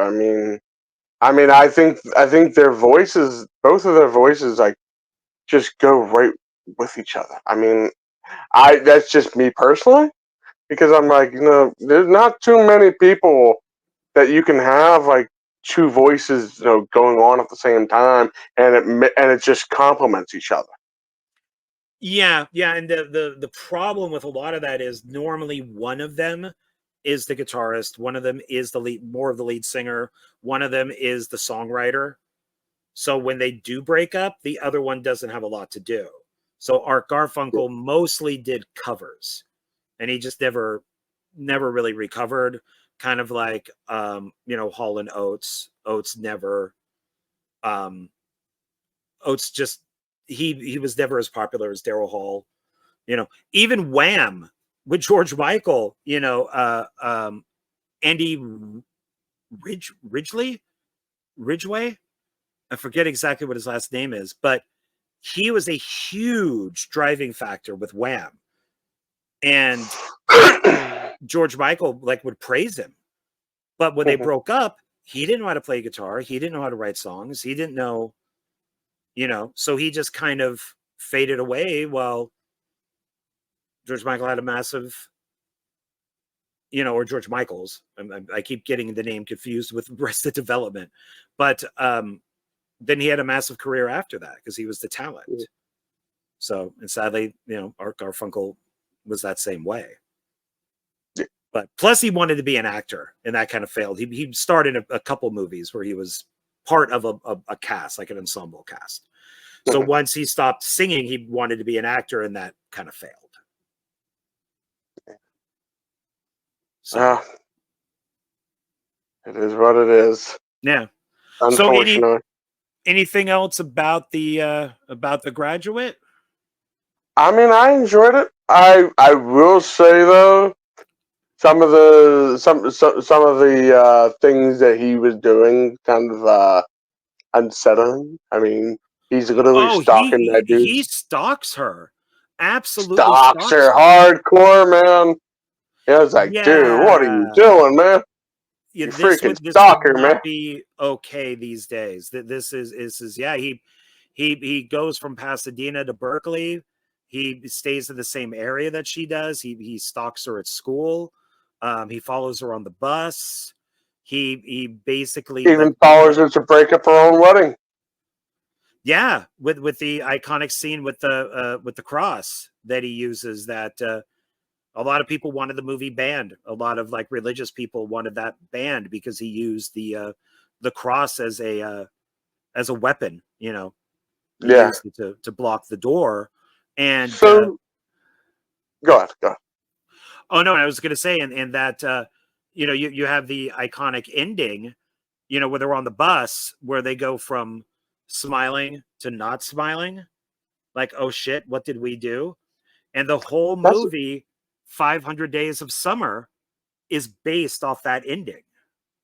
I was gonna ask because when I said it, I was like when they did that, and I was like, all of a sudden he's still kind of smiling, but she's kind of like, oh, did I just screw up?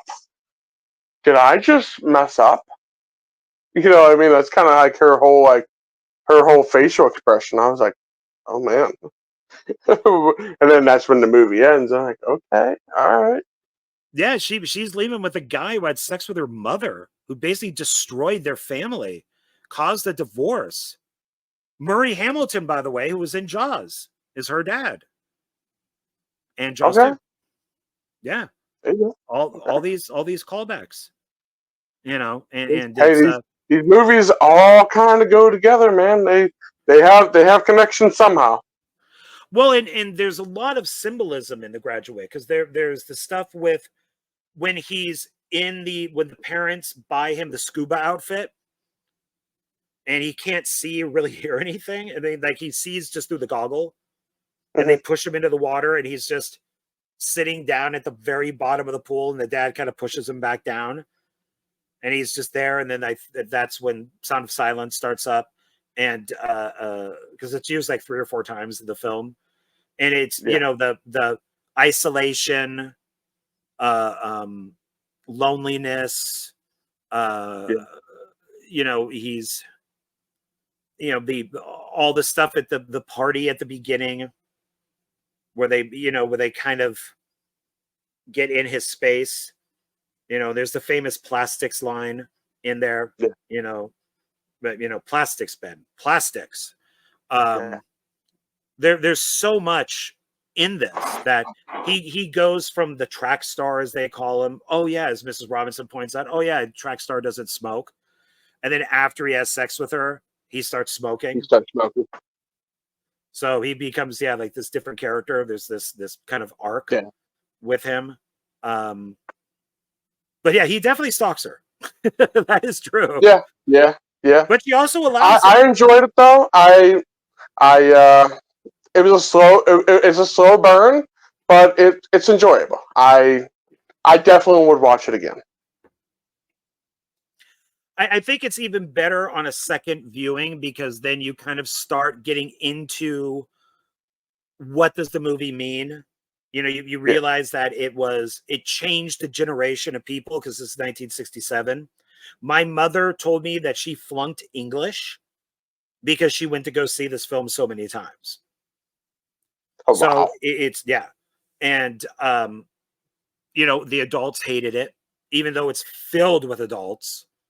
Buck Henry plays the guy at the hotel when, you know, with the bell, when he's hitting the bell, when Dustin Hoffman or Benjamin is hitting the bell, and then he's just like, Mhm. "Do you have luggage?" And he's like, "Oh no, I got my toothbrush right here." That's Buck Henry. Um, it's just filled with some of the cast, even like people from Bewitched are in it, like they're in the background. That TV Yeah. show Bewitched. Hmm.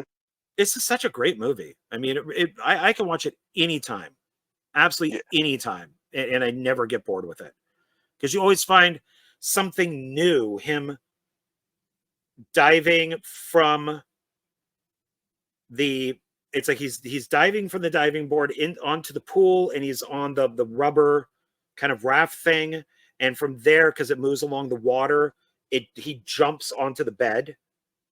Yeah. So it's going from the swimming pool onto the bed, like, well, actually onto Mrs. There's a Robinson. lot of symbolism. Yeah. So it's how he ends Nine, up. 95% of it probably just went over my head, but it is what it is. Maybe when I watch it again, I can be like, oh, that's what that means. it's very 60s. So 60s was all about symbolism and metaphors and all that. You know, Oh yeah, well, kind of make it a little psychedelic and all that. yeah, because it was only a few years later that the whole like 1970 is when stuff like Easy Rider came out, and that whole, all of a sudden Jack Nicholson is a household name. So then that, it's just him taking, because Mrs. Robinson has warned him and his parents set up the date with Elaine. He takes her to the strip club, and the women's with the tassels are going around, and Elaine's like so embarrassed and about to cry. And then when they leave, they all of a sudden get along and bond, because he says, I don't know why I do these things. I just feel like I have to piss people off. Yeah. And she's like, oh, I know. Yeah, I feel the same way. Yeah. So it's such a good movie. So yeah, but, it's great. Hey, I hate to try to wrap this. My battery is dying, so. Oh no, we should wrap this up. I was actually going to say, if there's nothing else, then we should probably Pretty much. The Graduate, I give it 2 thumbs up. Like I said, it's a slow burn, but I definitely recommend it. And like maybe look up some YouTube videos, maybe doing some explanation or something. That's the only thing I can think of. There's a lot of them. There's a ton of people doing like an analysis of breaking it down. Yeah. Okay. Yeah. I definitely have to look into that. All right, cool. All right. So before Donald just goes boop, and like there's nothing there but blackness. Thank you everybody, and appreciate you watching us. All of these movies that we're talking about are worth watching. There isn't one bad movie here. Nope. So yeah, enjoyed every one of them. Yeah, go watch all of these. So all right, everybody, you know what we're doing next. So I hope that you tune in.